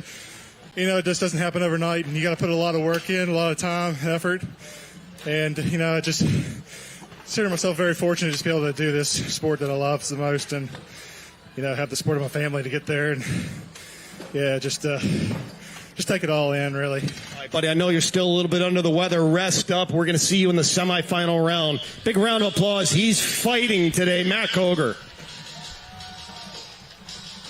So full throttle right out of the gate for Matt Cogar. Exceptionally fast on that start for the stock saw, and underhand chops happen in this man's sleep. And he did this one exceptionally clean, driving a tremendous amount of wood at the bottom of that block. Look at this single buck run. The nose of the saw disappears on almost every stroke. the handle all the way to the wood on almost every stroke, and then he goes over again, opens 1-1, starts chasing corners, puts in a nice big front face. There you see that far driver as he uses that to rotate himself around the block. 4 hits into the back. That near driver already was severing the close side of that log. It lets that block twist away, opens up a great vantage point for the far side, drives off into clean wood. Beautiful stand and block finish. 1 minute point 4.8. So Matt Koger in his first 2 heats has pretty much outpaced the field by at least 5 seconds in both of those. We're not through with this field in the quarters yet, but that is a strong start. Coming up next, we got Sterling Hart going up against Matt Slingerland. This is Sterling Hart earlier today. Yeah, this was Sterling Hart taking out Jake Hewitt in Jake's first round here in the trophy matchup. Look at that beautiful, clean underhand cut. You can just see it's like a tabletop, nice and smooth, glassy surface down the inside of that underhand log. Again, very clean, full strokes on that single buck saw. Just having the mindset to settle in, use the tool, make it work for you. You know, it's a different format for us having the Canadian and the Americans here. So, you know, we kind of come in as a bit of a Canadian team, but it is an individual event. So it will be the best individual that takes this out. You know, within our own country, you know, guys Marcel Dupuis and Ben Cumberland, our current all-around Canadian champion, just beating those guys, I'd be very happy with that. But, you know, then you've got kind of your top dogs from the States. You got your Matt Kogers and you got your Nate Hodges. Just a very tough field, all the way from the top all the way down to the bottom. There are no weaknesses in this field. These are the top athletes in this sport. Well, pretty much dominated over young Jake Hewitt in that one right there, but a good education for Jake and good confidence builder for Sterling Hart. He'll have his hands full in this one, though. He's got Matt Slingerland, Matt at the top of his form. Matt, who has come so close in so many big events in years past. Would mean a lot to him to make it into the semifinals this go round. He's going to be this next heat like I am. Yes, sir. Yeah, Dave, we're getting into like a section of the brackets where things are really evening out, and I'm going through my mental checklist, kind of picturing these guys and their individual skill sets and discipline for discipline. This is going to be tight. This is going to be really tight. Who's on your dance card, Dave? Who's your favorite in this heat? Sterling is staring me down right now. I don't know. Yeah, so is Cassandra. So such good. Hey, you want to get nuts? Let's get nuts. Let's do it. Sterling Hart versus Maddie Slingerland. This is going to be a Timbersports street fight, Kevin and Tommy. Tough one to call. Sterling found another gear from 2024. He is on. He won the title in 2018. Maddie Slingerland looking to make the podium this year. Maddie's got the racing stripes, rocking the stash. But Sterling Hart, oh boy, he's about 5 feet from me right now. Let's see him back up. All right, just about there. This much anticipated matchup in the quarterfinals. Matt Koger already made it to the semis. Ahead of Ben Nicely. Ben Nicely, I say in his behalf, he put down his personal best in that last heat at minute 6. This one's going to be fast and it's going to be hard fought.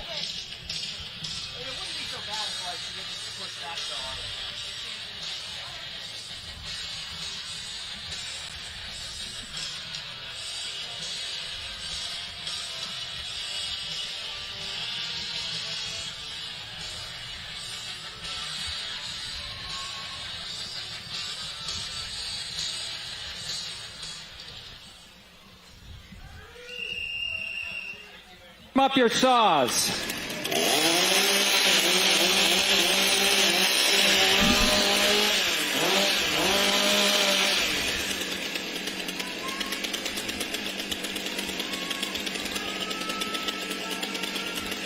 Athletes ready. Stand to your timber. 3, 2, 1, go! Well, I was going to predict that Maddie Slingerland would be first to the block, but Hart is right there with him. Look at synchronized finish from both these guys. Boy, that stock saw did a lot of flopping around over on stand number 1. Once Sterling Hart let it go, we'll see what the judges rule on that one. You've got to land that thing on the stage safely. Not sure how they're going to rule it. Slingerland is an exceptional underhand cutter, as is Hart. I think this is going to be a dead heat in this underhand. It's going to come down to one stick of the axe that might put one ahead of the other. Look at that. It is just fractions of a swing apart. This is exactly what we thought. This is going to be a dogfight here on the stage in Virginia Beach. They are neck and neck down through the single block. Again, this is going to be one that I would think would go to Maddie Slingerland, but Sterling Hart is staying right with him and passes Maddie Slingerland. It is a dead heat race going into the standing block.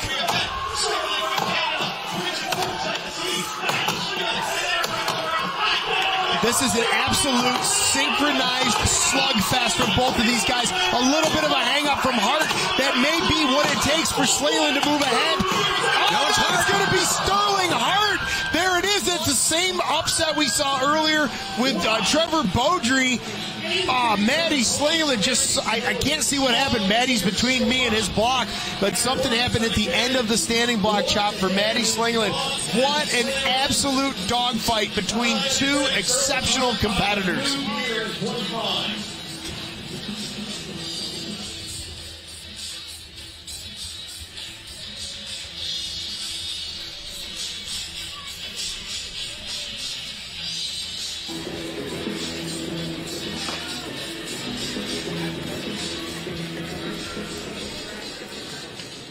And the winner is Sterling Hart.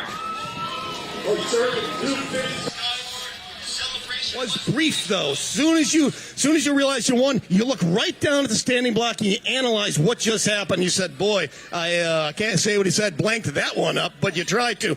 Talk about how important it is in the moment to learn what you did right or wrong. Absolutely, it's a tough thing as a competitor to switch off the celebration and go into the next round. I knew how evenly me and Maddie were lined up, so that was everything I had in the tank that round. So we'll see what I got left in the next rounds. Beautiful semifinal round. We'll see him again from Squamish, British Columbia. That's Sterling Hart.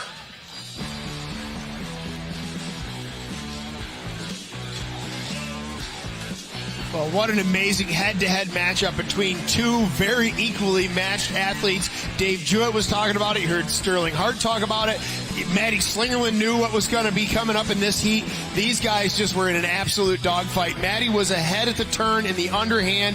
Sterling Hart put in a very clean second half to this chop. Again, great technical cutting by both these guys as they finish off nearly identical. Small advantage to Sterling Hart in this single buck. And yeah, he says he screwed up that that standing block, but both he and Maddie had trouble in this standing block, and he just had slightly less trouble. That's all it took. That's it. Fractions of a second. Once again, Dave Jewett, this is just an amazing matchup between two cerebral cutters putting on a tremendous show here in Virginia Beach.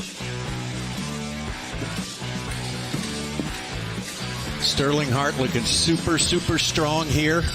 Man, oh man, he moves into the semis with style. Good race, though. Good race. Hats off to both of those. Dave, we throw it back to you. We got a great crowd here today. We sure appreciate that. All right, ladies and gentlemen, because this is being live streamed all around the world, we need to pump up the crowd for a live stream shot. We got the boom cam right here. So on your feet, Virginia Beach. You guys were rowdy last year. I don't know if you can keep up with last year's crowd, though. Beautiful. We need your hands up again. You're being viewed all around the world. Hey, Bill, that's what we're talking about. You guys are making my job so easy so I don't have to yell. Keep going. We need about 45 seconds. We need about 45 seconds. We're going down to the semifinal round. This guy, he knows right there. How many people are watching the NHL playoffs? Am I the only one, a hockey fan? There we go, right there. One more time. We got the camera right there. Hands up in the air. Wave those steel flags. Let's get one more shot for the world to see us at Virginia Beach. I love it. Thank you. Great job.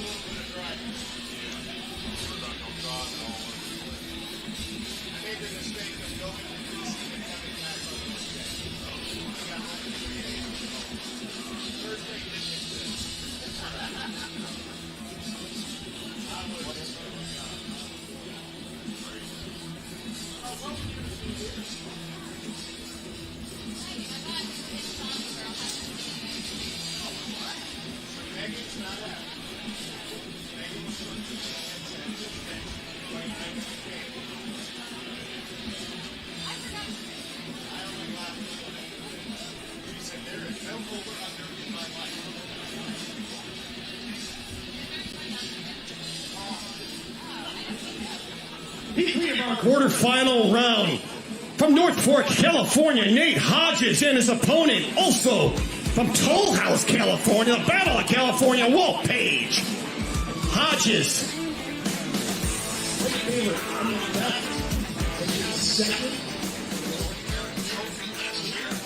Yeah, the California matchup coming up here.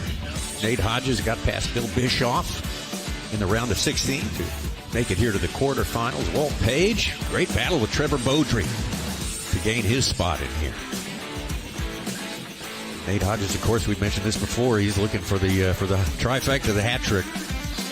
He is the U.S. national champ individual. He is the world individual champion. This would make 3 giant championships in 1 calendar year for Nate Hodges. He can hang on, but that's putting we're getting ahead of ourselves there. He's got to win this one.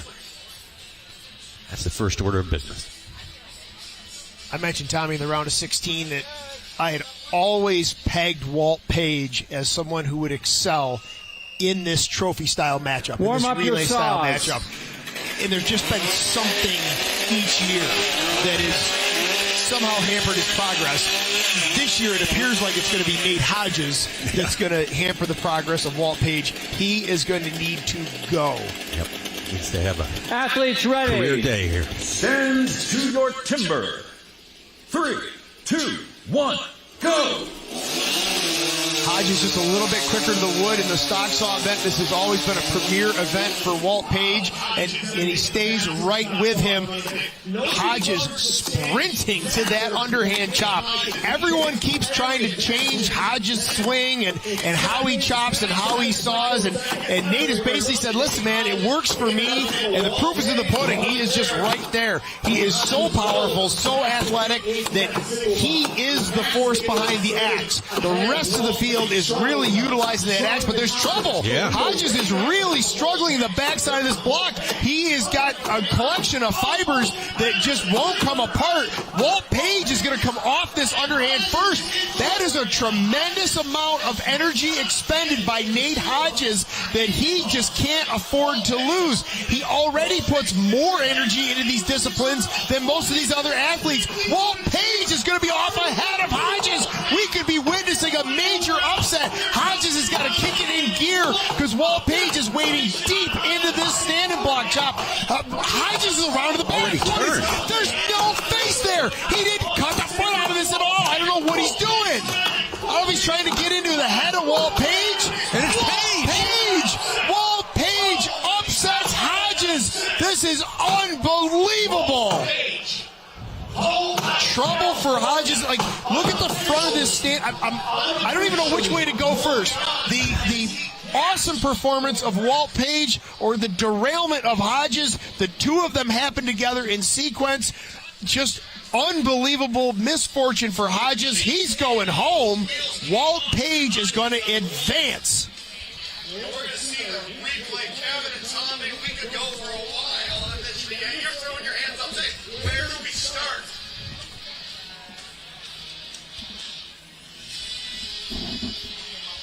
Okay, so What? the flags are All right, there's flags. Flags. On right, stage right, Walt Page, and I'm going to have to go again back to Kevin and Tommy. I was so focused on Nate Hodges that I missed Walt Page. Could be, what I'm guessing, he came up on that underhand, a chip under his left foot. What I'm guessing is the foot was not on the block when he struck the block. Both feet have to be on the block. So I'm guessing it's that left foot. Is that counting on the block? This massive chip was attached to his spikes between his feet and the block. Again, a first. All these firsts coming down in here in Virginia Beach. Coltsy, if you have the replay, let me know what you see, my friend.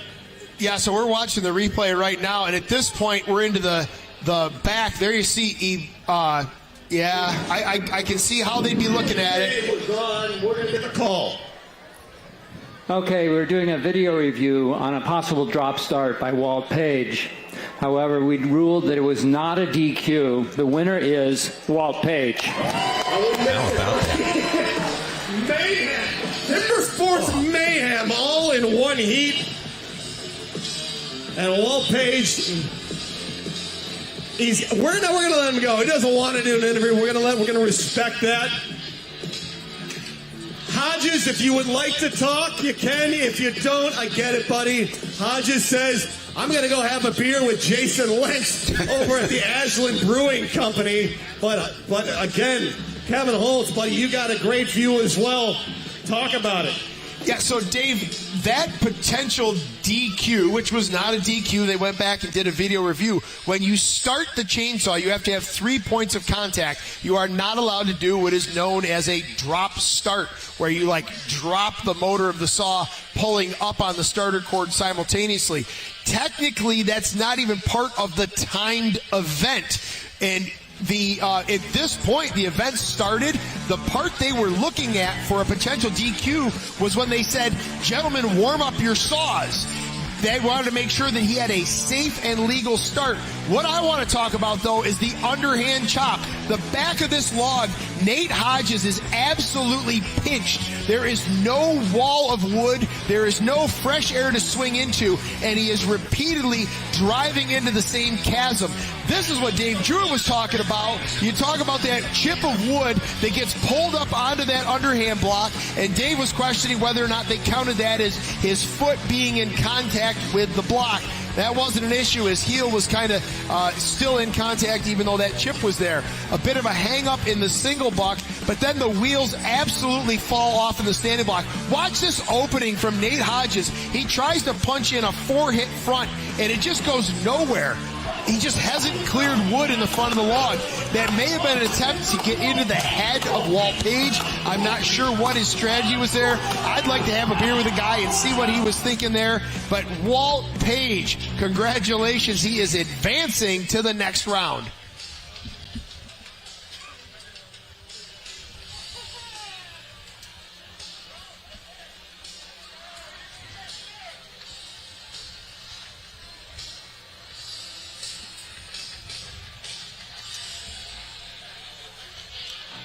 Well, if you'd have told me that Jason Lentz and Nate Hodges would be out of it before we get to the semis, I'd have said you're crazy. Yeah, but that is the way it has happened, and we got to move on now. Half of my favorites are gone now, but whatever. Let's talk about Ben Cumberland, though, as we get ready to watch him here in the next round. We looked at his run from earlier today up against Dakota Robarge as he advanced through the round of 16. Watch him open this standing block chop. Beautiful accuracy, a bit of a hang-up, drives through near, and I think it surprised him how easy that went. He's running a new axe, and it is just loving this white pine. And Marcel Dupuis was mistake-free in his run. Marcel Dupuis, so this is who Ben Cumberland's going to have to take on here. Marcel, multi-time, I think 3-time, don't quote me if I'm wrong, but 3-time Canadian champion, just put on an absolute clinic. Great run in the single buck, and again, absolute smooth operation in this standing block chop. He way overcuts this front, a super safe front side for him. By the time he gets into the back, it's 2 up, 1 down, twists that block a little bit, opens up the firewood, 1 more drive, takes it off.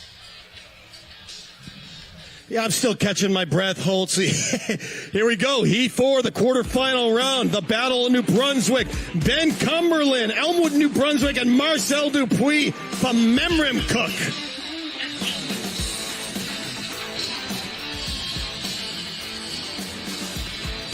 All right. New Brunswick up in the Maritimes there. about 2 of them in this final shot at the semifinals, and both of them looking very much at home and comfortable in their roles here. Very smooth performances from both so far today.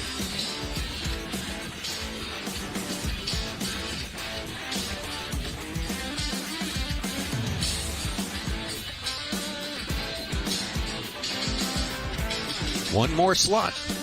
We've already got Koger, Hart, Page in the semis. Now, which one of these 2 Canadians is going to join Sterling Hart in the semis? Tommy, I think this is going to be a match much like we saw with Sterling Hart and Matt Slingerland, where we've got 2 competitors that are really just, this is going to be another dogfight. Warm up your saws.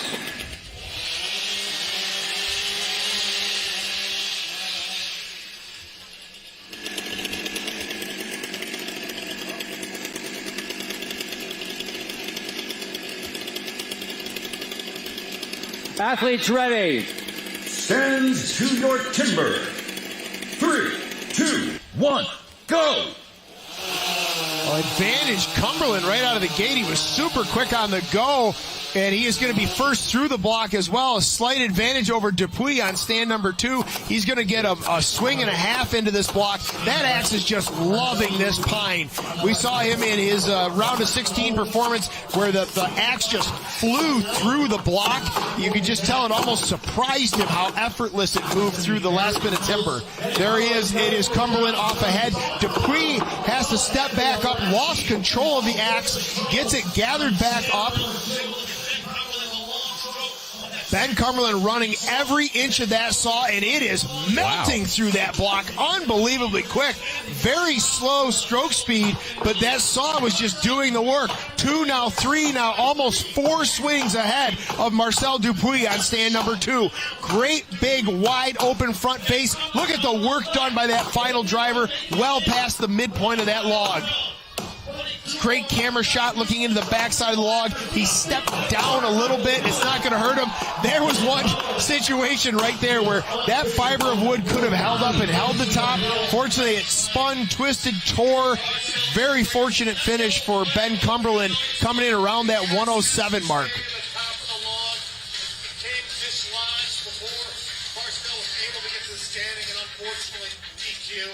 And we'll hear from the head judges momentarily.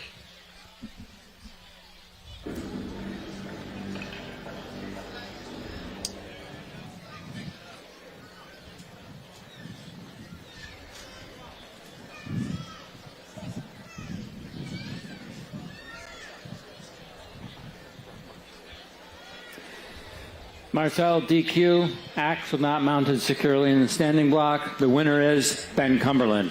Ben Cumberland, you're moving on to the semifinal round. Great job. A beautiful stock saw cut. I want to talk, as much as we love to talk about chopping, that one-handed grab, very Matt Slingerland-esque. Talk about how important that is with confidence to grab that saw and know the thickness of the disc. Would you believe me if I told you this is the first competition I've done that in? It actually the one-hand grab? Yeah. It works real good for Matt Slingerland, so it should probably work good for me too. You got to run that, you got to try that again in the semifinal, or we're going to wait to see? Well, we'll see. Lord willing, it works well again, but that's I love racing against Marcel, and it sucks to see it go that way. All right, buddy. We'll see you in the semifinal round. Congratulations, Ben Cumberland. That is our final athlete.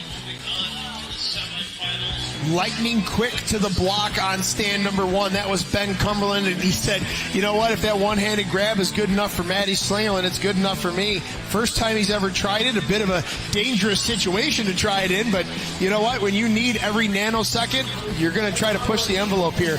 You see him advance handily through the underhand chop, and this saw, look at the noodles just spewing out of the far side and even some of the near side of this single buck event. That saw is absolutely loving this timber, and he was able to lay back and just let the tool work.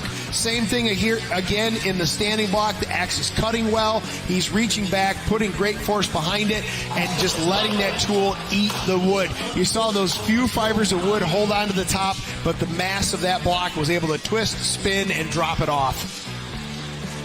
Ben Cumberland, the reigning national champion from Canada. Very, very impressive in his debut here, North American Trophy, or second trip to North American Trophy, I should say. And now we've got our semifinals set up. The two countries participating in this North American contest are equally represented here, and we'll get back and get that semifinal action underway momentarily.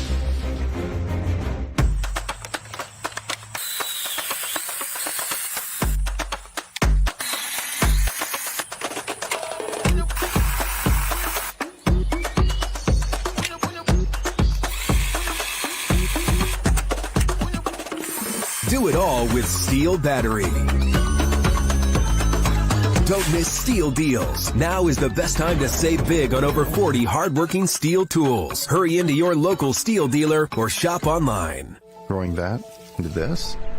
Yeah, you did that. That little guy, he's now this guy. You did that too.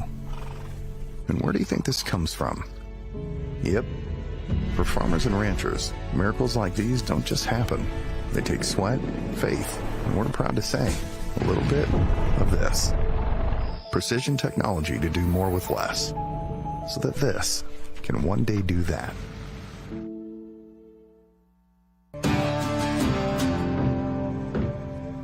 The most demanding thing in my day-to-day would be having enough hours to get everything done. Hey, it's important. No, you've got the tools to do the job. Those animals rely on me to take care of them. You've got to love it. You've got to have it in your heart to want to go out and do this every day. And I want to pass it on to my grandson, so that keeps me going. Yeah, I bet you I'd use Stihl tools when I'm older, like my grandpa and my dad. The thing that motivates me, getting the job done. There's nothing worse than having some junk. You can't get the job done. If I'm in a situation and I need a tool, I want to make sure that I've got something that's not going to break down in the middle of it, because it might be the difference in keeping an animal alive or keeping myself alive. I've been using Stihl chainsaws and everything for close to 50 years, so I am giving my age away, aren't I? My family used Stihl tools growing up, and you know that it's good quality stuff, and you don't have to worry about being broke down all the time. We run Stihl, and it started every time we go.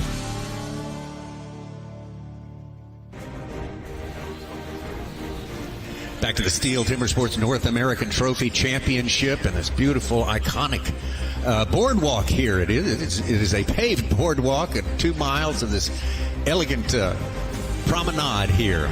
Beautiful Atlantic Beach. One of the attractions here is this giant statue of Poseidon. Kind of stops everyone in their tracks right there. A lot of people standing, posing for pictures in front of this big mythical critter from the deep. And we are Poseidon ourselves with excitement here. Sorry for that trip to Bad Dad Joke Corner. I was made to do that, folks. Sorry. But we are ready to go.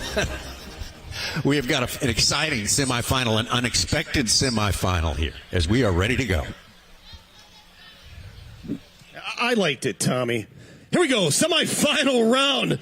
Look at these two combatants. Matthew Colger from Grafton, West Virginia, and from Squamish, British Columbia, Sterling Hart.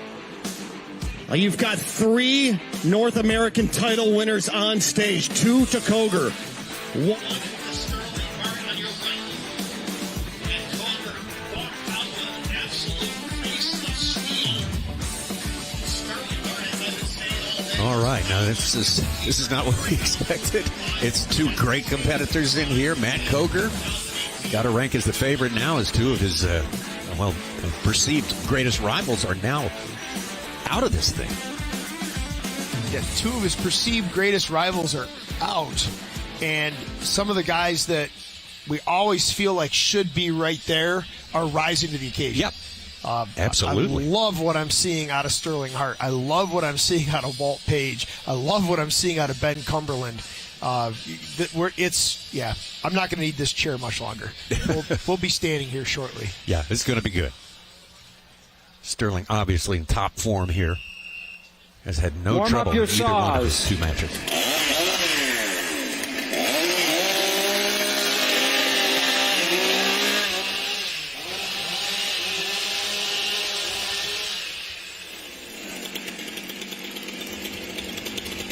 Athletes ready. Stand to your timber. 3, 2, 1, go! slight advantage, Coger leaving the block, but man, Sterling Hart was super quick getting that saw up there and has a slight advantage as he goes into the underhand. I'm hyper aware of how these guys are putting the saws down, and Sterling Hart on 2 is really push that envelope. But this is the time you've got to push that envelope. You're up against the 7-time U.S. champion, the 2-time trophy champion, and Matt Coger just wasted that underhand chop and left Sterling Hart in the dust. Sterling has to find 2 more gears if he's going to catch Matt Coger at this point. Coger is about 1 more stroke from driving off the single buck, and there it is. He is going to try to set it at a comfortable pace, not set it at a low pace, just a comfortable pace, and finish off this standing block chop. Sterling Hart is just wading deep in this. Sterling put in a very small face. I think he's trying to play with Matt a little bit psychologically. There it is, Matt Coger. We have dropped below 1 minute, 59.79, showing on the unofficial time.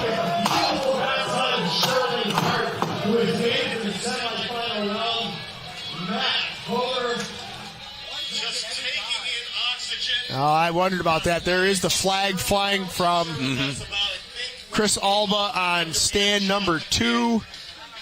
I don't know if he's looking at that stock saw. Kind of think it was. He did go over and look at the underhand chop. He's having a word with Rich Hallett, and they're heading off to the tent to look at some tape together. At this point, it's sort of moot and not that important. I mean, Matt Coger has the win. I believe they're looking at an issue with Sterling Hart. It's kind of semantics, whether it's a DQ or he's lost the race or whatever. Matt Coger looking pretty darn dominant at this point right now. His 3 matches so far in a combined winning margin over the rest of the field of 15 seconds altogether, and that is huge in this fast-moving sport. Yeah, and he's talked about coming off illness and not being in top shape. I've watched Matt cut enough. There's more gas in that tank. Yeah. He dropped below 1 minute. That's the first time all day today that we've seen a sub 1 minute time. That time can go even lower. He's had a 1 flat, just about a 101, and now the 59.48 is just, man, that is just too much for anyone to put up with. Matt Coger showing why he is broken hearts and aspirations all these years. Okay, we were reviewing whether the saw was dropped onto the deck after the stock saw event for Sterling. It was not a DQ. It was placed carefully. The winner is Matt Coger.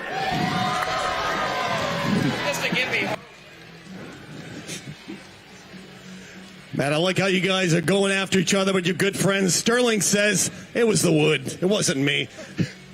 You know, I just watched you in the stock saw, hands on the wood. You just took this massive exhale, and then you just had that face. Is that just so important to bring your blood pressure down? It's just, for me, it's just a mental cue for me just to relax and just focus in on what I'm doing, and then after that, just have fun. Are you having fun? I am now. Hey, big round of applause. We're going to see one more heat of Matt Coger going after a 3rd championship. Let's look at this run from Sterling Hart. Watch the stock saw as he finishes this event right about now. Locks the chain brake. And yeah, so I think the outside hoop of the top handle was touching the stage, but maybe not flat bottom. That is, like I said in the actual event, that's pushing the envelope, and that's what the judges are watching. But all of these guys are pushing the envelope, and Sterling Hart had to push it right to the edge of the table when you draw a dance partner like Matt Coger. Matt Coger, at this point, is in relative, I don't want to say cruise control, but he is not in full GER mode. He is putting in hits. He is cutting this block well.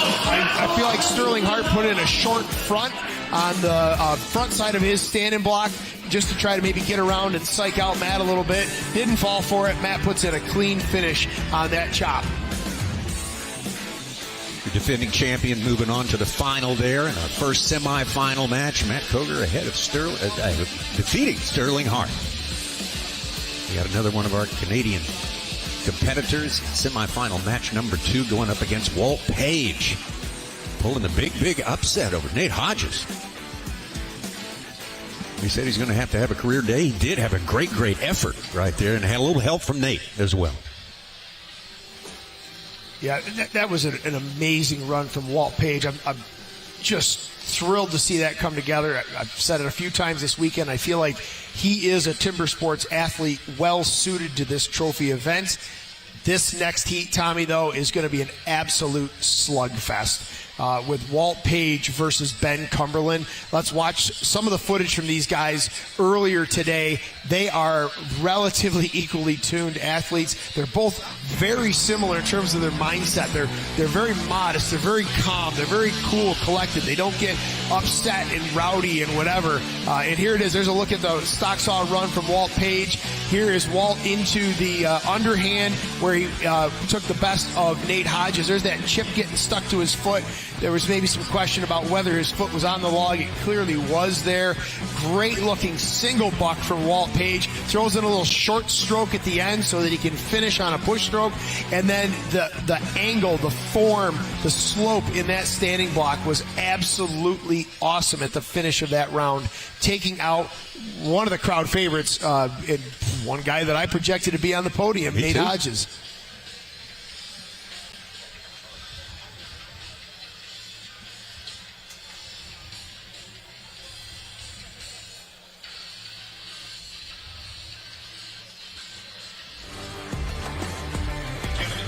Let's look at Ben Cumberland in his quarterfinal matchup with Marcel Dupuis. Ben Cumberland very easily moving through the round of 16 into this big matchup with one of his chief rivals in Canada. Yeah, I thought this was going to be a closer race between Ben Cumberland and Marcel Dupuis. Ben really in this single buck made short work of that block. That saw was just cutting exceptionally well. Right from the underhand on, he just started to dominate that quarterfinal matchup with Marcel Dupuis.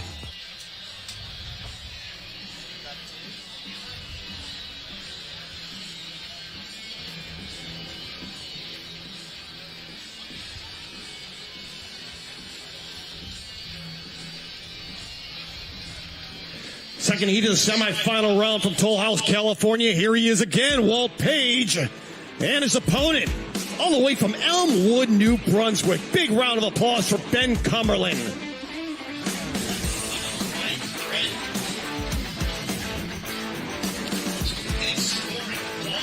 Walt Page, a lot of experience, been chopping out here Stihl events for, since his early 20s. And always had great technique, a lot of strength, big wingspan. Could do a lot of damage in the springboard for sure. Through there. Ben Cumberland, very, very impressive. This young man, reigning Canadian champion. So will it be a true North American final? Canada versus the U.S. Well, this is going to be the decider right here. Matt Koger, we remind you, already has gained the final. Well, Tommy, I want to point something out. We talked about how these guys are looking for every nanosecond they Warm can. up your Look saws. closely there at Walt Page, and we'll get a shot back here. We're looking at the side of his head here at some point. Walt Page has the strings of his earplugs tied to the bows of his safety glasses, so that when he reaches up to pull that stuff off after the stock's off, the only event you got to run it in, everything's going to discharge at once. 3, 2, 1, go! Ben Cumberland, super fast to the block. Great start. Walt Page is right there with him, though, and actually passes him in the woods. There you see he whips off those safety glasses, and his earplugs exit with them. That's a great strategy. I've seen a couple guys do it, not too many. Some guys are just wearing their earplugs through the whole thing. Some guys are wearing their safety glasses through the whole thing. Massive slab of wood in the underhand on the backside for Ben Cumberland as that block comes down the stage. Walt Page has got to go. Cumberland's into the block. He gets about 2 pushes in. Walt Page with trouble at this top. Oh, and trouble continues for Walt Page. Ben Cumberland is almost through the bottom of this block. He has been cutting so strong in the single buck. Walt Page has got to get this thing moving if he wants to move on to the finals. Ben Cumberland is through the first half of that standing block, and he's done it cleanly. He's left himself a good open bit of air to drive into. This is looking very clean and clear. There it is. He lines up. Ben Cumberland is going to advance. Bad news, though. He's going to advance, and he's got to take on Matt Koger now. He is absolutely gassed. You saw at the end of that standing block, he went to his knees on the stage. We got to get him some fluids. He's got to get some air in his system. Ben Cumberland just dominated that round. Ben Cumberland, very, very impressive.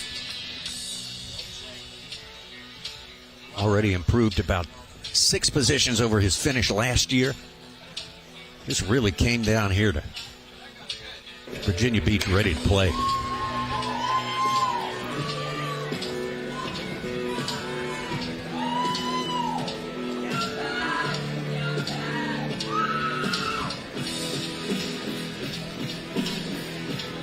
And the winner is Ben Cumberland.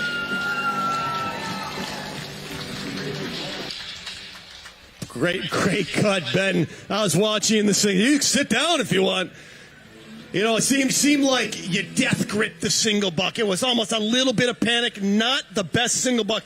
You're a phenomenal cutter, but when you see the knuckles go white, there's a little panic going on, but you muscled it off. Talk about controlling your emotions when Walt is hunting you down. The one-handed grab on the sock saw didn't work that time, Dave.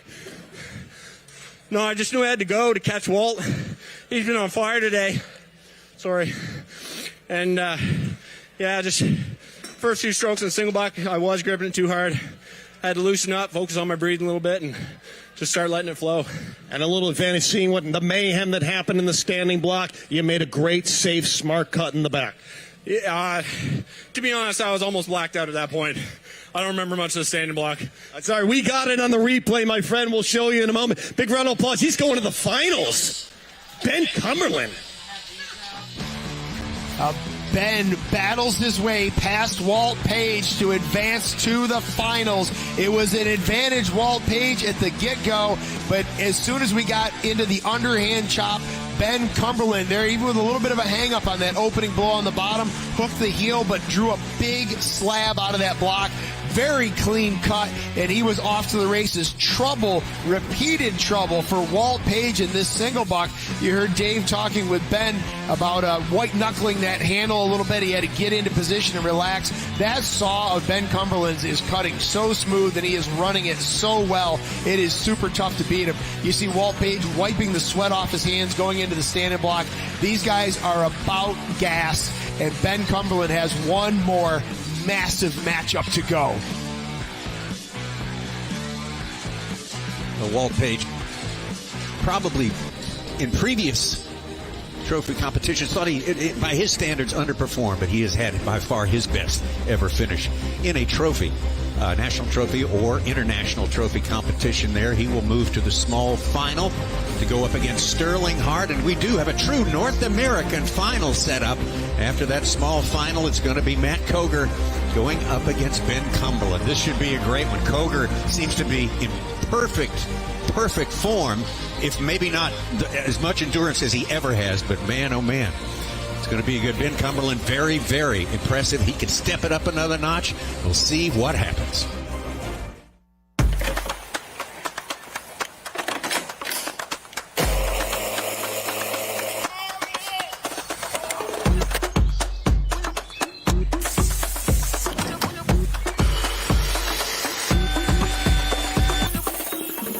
Do it all with Stihl Battery.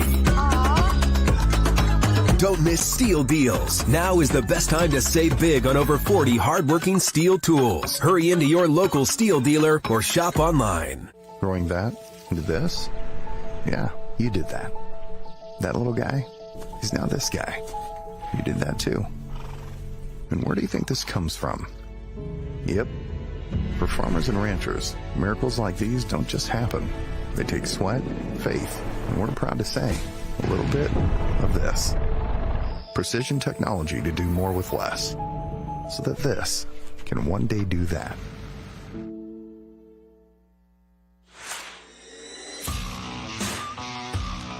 we only use Stihl stuff. We've tried rotating through other brands in the past, and we always come back to Stihl. I choose Stihl tools because of their efficiency and durability. Everything comes down to like how quickly do they end up breaking down. The key element to growing my business would be dependability, whether it's with our crew or with our machinery. So the reliability is super important because we have a certain number of yards that we have to get to each week.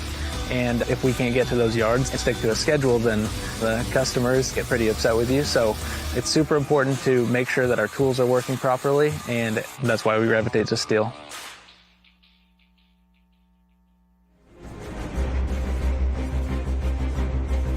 We are back this beautiful spot right here for 2025 North American Trophy, Virginia Beach, Virginia, for the second year in a row. Here in this beautiful setting, this is amphitheater type setting on the iconic boardwalk here. Promenade that lasts a couple of miles up and down this prime Virginia oceanfront place. Great destination for so many years. It's a destination we have fallen in love with, that's for sure. We got the small final coming up next, and after that, the grand finale. The small final is going to be Sterling Hart and Walt Page. Not much rest for Walt Page, for sure. See how well he can power through it. Sterling Hart looking very strong here. He just couldn't get past Matt Cogar. But this will decide the bronze medal.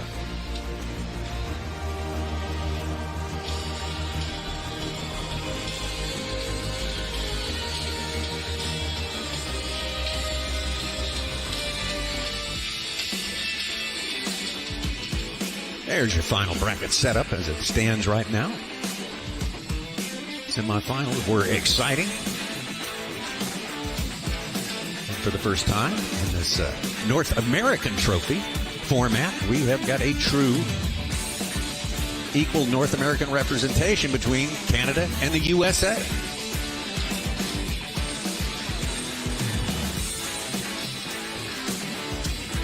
And in that final, you will find our two national trophy champions. They've already locked that down.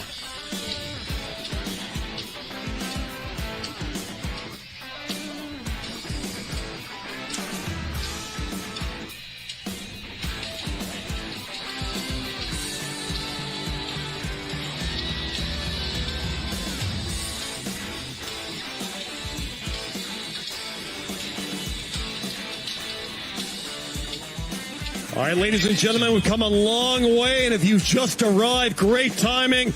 Let's get the crowd pumped up one more time. This is the semifinal round. 2 heats remaining to see who's the best in North America. Absolutely. Throw your hands in the air. Wave those Stihl flags. That sounds like we're coming back again next year. What do you think about that? And actually, we need to take this whole crazy crowd and bring you up to Milwaukee for the national championships at Milwaukee German Fest. It's German Fest with timber sports and beer. What more could you ask for? Check out Stihl Timbersports website for the Milwaukee German Fest dates in late July this year.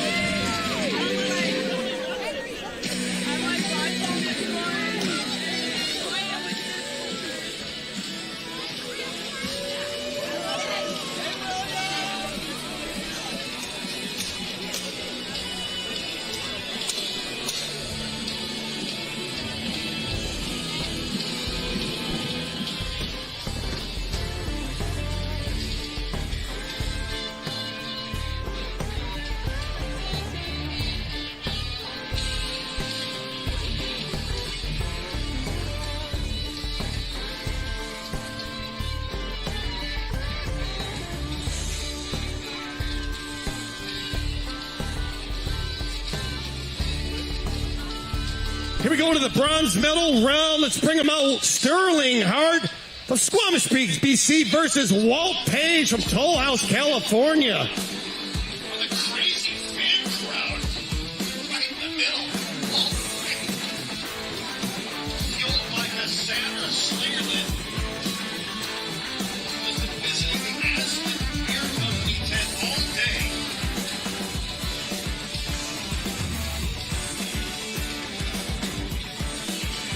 Sterling Hart on stand number 1 on the left. On the right is going to be Walt Page. Sterling Hart, despite his youthful appearance, has been competing for a long, long time at a very, very high level. And he seems to have lost nothing with the passing of years. He is just sharp, super strong, perfect balance. He's like Fred Astaire with a saw. It's a brilliant analogy, Tommy. That's a tremendous connection. Tremendous connection. So I'm watching these two guys as they come out and going, well, all things considered equal, this would be an awesome competition. Like, I'm going through the disciplines head to head. Warm up your saws.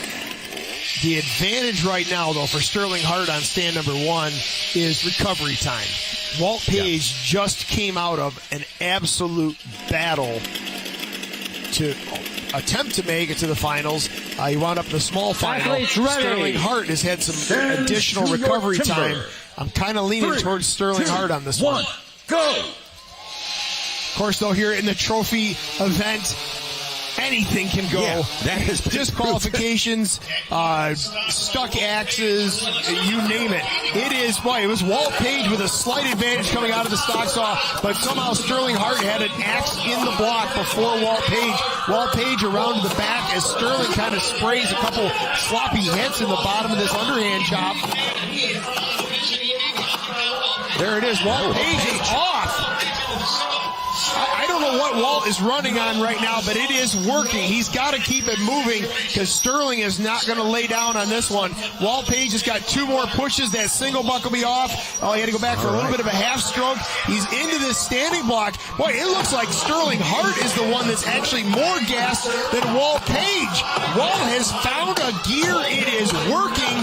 Hart is putting up a good pace in this standing block, though. It's not going to be enough. Walt Page, if he can keep it together, is into the back. If he can finish this remotely cleanly, there it is.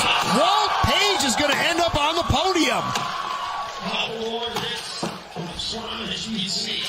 Sterling Hart, Walt Page, and that's 5 races today for Walt Page. Well, Tommy, all I can say for Walt Page is finally. Yeah. Finally, he's on the podium. The next step is moving his way up that podium.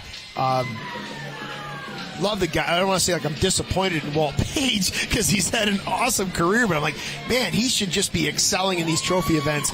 And he was really close to making that final going against Matt Koger. Pulls out a win in the small final. Sterling Hart was right there, but I feel like he just ran out of gas. Coming out of that underhand. Walt Page. Coming out of that underhand into the single buck just did not Walt's look like been Sterling dodging Hart. the interviews all day, buddy. We're going to let you catch your breath. 5 races for this guy. It started this morning at noon. And Walt Page, 5 races. This is the furthest he's advanced. He's going to take home the bronze medal all the way from Toll House, California. Look at this crazy fan crowd out here. Who we listening to, Walt? Oh, my lovely wife's right out there. Some friends and family. Love you all. Thank you, guys. Just a phenomenal day. We're going to let you go 1 second. What are you going to remember from today? What did you do the best? You just looked flawless with never had a panic attitude at all. I think flawless is a stretch, Dave, but, things come together, other things don't. It worked out great today, and I'm happy for it. Congratulations for the Browns. 1 more heat remaining. The big round coming up. Well, if I was a betting man, I would have lost on that one. I thought that was going to go Sterling Hart's way. I figured he had a little more gas in his tank, a little more recovery time. But Walt Page in this underhand, he got beat to the underhand. Sterling looked super competitive in the front side of this log, but it was around the back. I don't know if it was just that axe is just loving that block. Drew huge chips. It's Walt Page drew huge chips out of the backside of that log. That gave him great momentum going into the single buck, and I think that Sterling Hart was just not feeling it after that underhand, was starting to get a little gas, and it was just all Walt Page after that. He was able to set a solid pace, put in a good clean cut, massive shovel of an axe head, coming in a little bit flat, dropping down that one near hit, but still stuck with his pattern, drove off cleanly in the back. Congratulations, Walt Page. Welcome to the podium. Great stuff. There's the updated bracket now. Our small final is complete. And I think most people were saying there would be a Californian on that podium when this thing is done, all said and done, coming into this event here. Maybe they weren't talking about Walt Page, but we couldn't be happier for Walt really coming into his own here, fulfilling his potential this special week in Virginia. So Walt Page are going to be our bronze medal winner here, the 2025 North American Trophy Championship.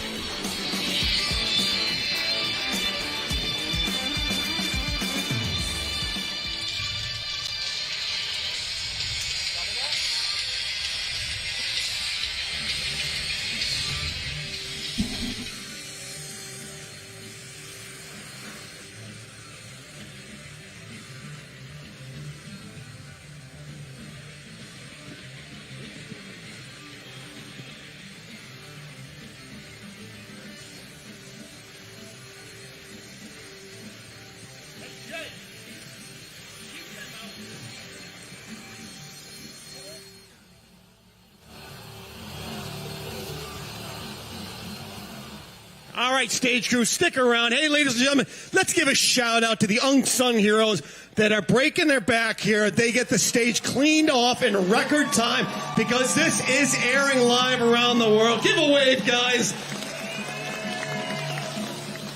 And our sponsors. We couldn't do it without Stihl, John Deere, Aslan Beer Company, Cassandra Slingerland, Carolina Containers, Stone Lawn Works, and of course the Stihl products we are using today. The new Stihl BGA 250 blower, as well as the Stihl BRA 600 backpack blowers. Check them out at your local Stihl dealer. Stick around. It's coming up, our final round. It's going to be a U.S.-Canada, truly a North American Trophy event final.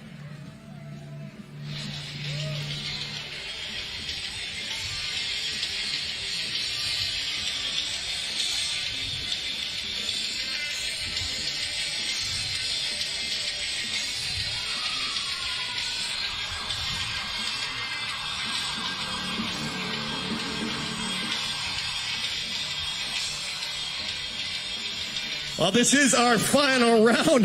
Who we bring out from Grafton, West Virginia, Matt Koger, looking for his third title. And our first time to the gold medal round from Elmwood, New Brunswick. Big round of applause for Ben Cumberland. Well, this one is going to feature already having achieved national championships for both these guys for 2025 in trophy. For America, for the USA, Matt Koger, Ben Cumberland for Canada. So this is for continental bragging rights right here. That's what you could call this. To be the winner of this North American Championship, which is a thing unto itself, to be sure. Oh, and Tommy, I'll admit it when I'm wrong. I'm big enough. I'll admit it when I'm wrong. The small final, I missed that call. I said Sterling Hart had the advantage. Walt Page came out with the win. Let's see how this one goes. Yeah. I'm obviously throwing my weight behind Matt Koger, 7-time U.S. champion. He's got 2 of these titles under his belt already. But more importantly, as I've watched him advance through these rounds, every time he finished, I felt like there was still more there. I still don't feel like we've seen his fastest run. Contrast that with Ben Cumberland, who has had exceptional runs to get to this point, but was on his knees after that last round. So athletes I ready. feel like Matt Koger just has There's more in the tank. To your timber. 3, 2, 1, go. That said, DQs, a botched cut, you just don't know what's going to go on. I was wrong. Here we go. Ben Cumberland just going to throw it in my face. He is ahead going into the underhand, but he's got a very small, it's coming apart here, I think, for Ben Cumberland.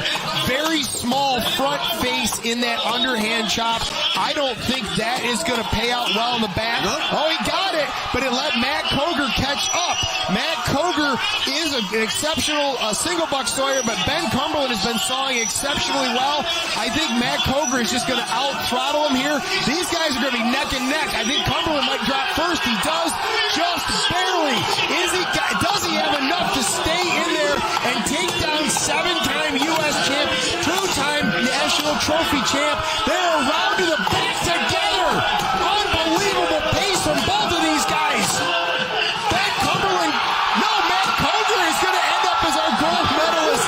Unbelievable effort from Ben Cumberland.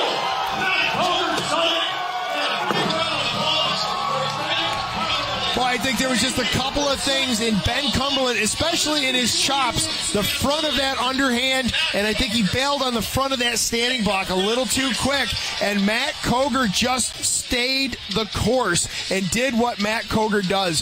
What an exceptional race. I thought I was going to go 0 for 2 in my last 2 calls as these guys were going head-to-head. Just incredible. His fastest time of all on the upstick, on the rise throughout all 4 matches today.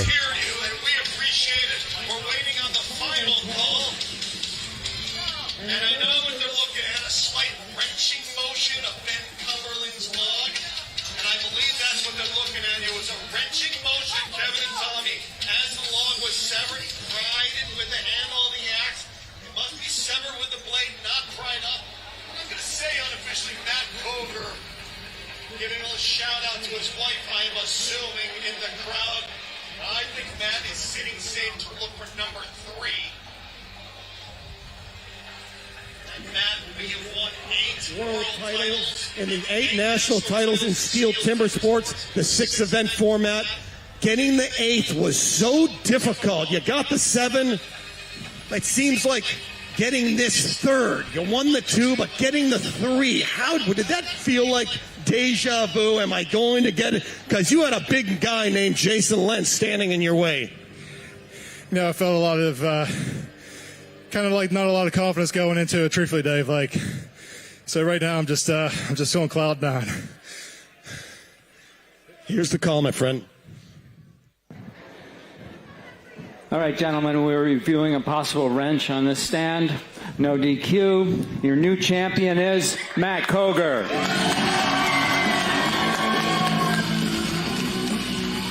Now we're going to get one more word. Congratulations. Some lungs got you through, buddy.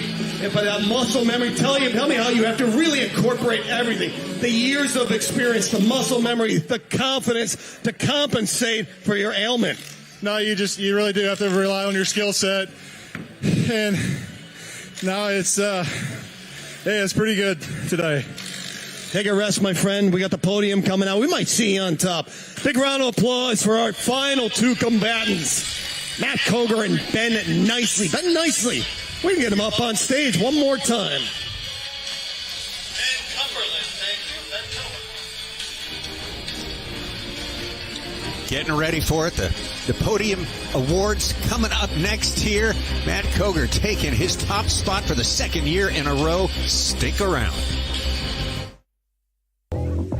Let's go for a walk. Let's go for a ride. Whether you're shaping up a small yard or taking on serious acreage, let's go the distance. Shop in store and online for 0% financing and instant rebates on select Stihl mowers. Stihl. Let's go mow. Growing that into this? Yeah, you did that. That little guy is now this guy. You did that too. And where do you think this comes from? Yep. For farmers and ranchers, miracles like these don't just happen. They take sweat, faith, And we're proud to say a little bit of this. Precision technology to do more with less, so that this can one day do that.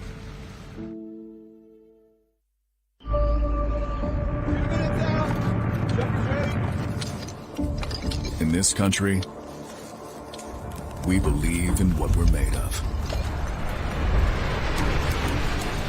Grit. Drive. The will it takes to be different.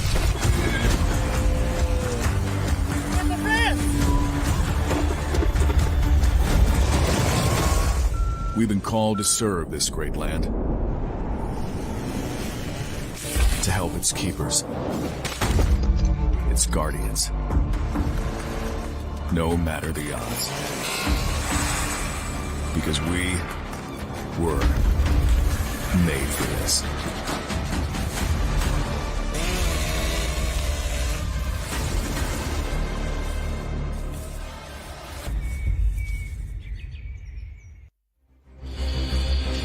Back here in Virginia Beach, waiting on the podium ceremony. It is all over but the shouting right now. And I don't know. I don't think I was the only one, Kevin, in the crowd thinking about halfway through that final match that Canada? Maybe? It nearly got there. And hats off to Ben Cumberland. Great effort. Valiant, but there's only one undefeated one of the 16 at the end of competition like that. And that one stands as the winner. Dave Jewett, will you take it over?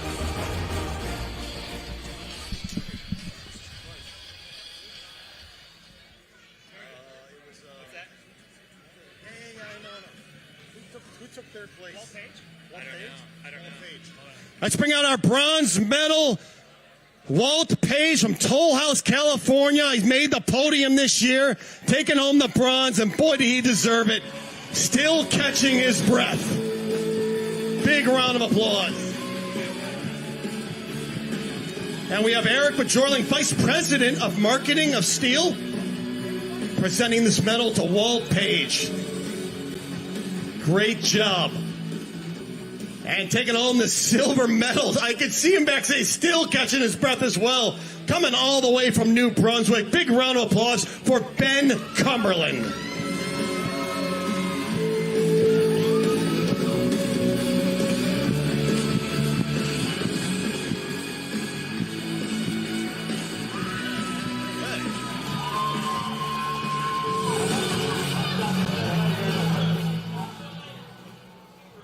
And the most winningest trophy winner in North American history, taking home his third trophy from Grafton, West Virginia. Give it up for Matthew Koger.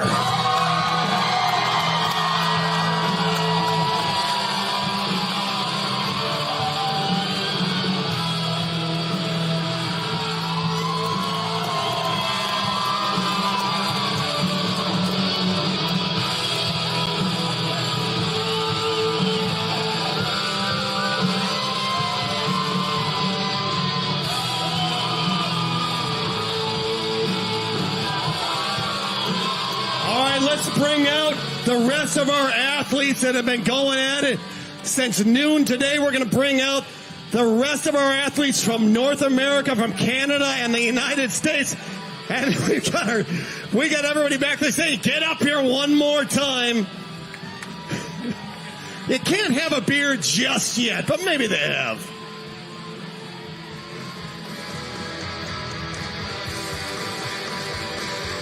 Ten Americans, 6 Canadians, and we have mixed it up this year. Boy, was that unpredictable. I don't know if anyone got it right, but Matt Koger taking home the championship in front of one of the best crowds we have ever seen.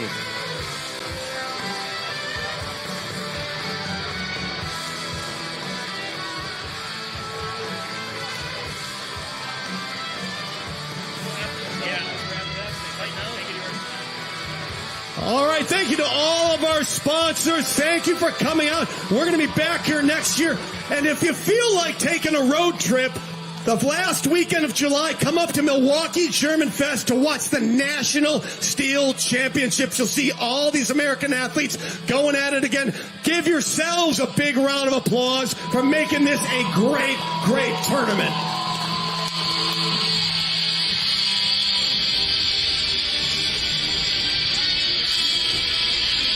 Well, he came in here, the reigning champion, U.S. champion, North American champion, Stihl Timbersports trophy competition, and the crown remains in place. It's Matt Koger, the 7-time U.S. individual champion, also former international trophy champion.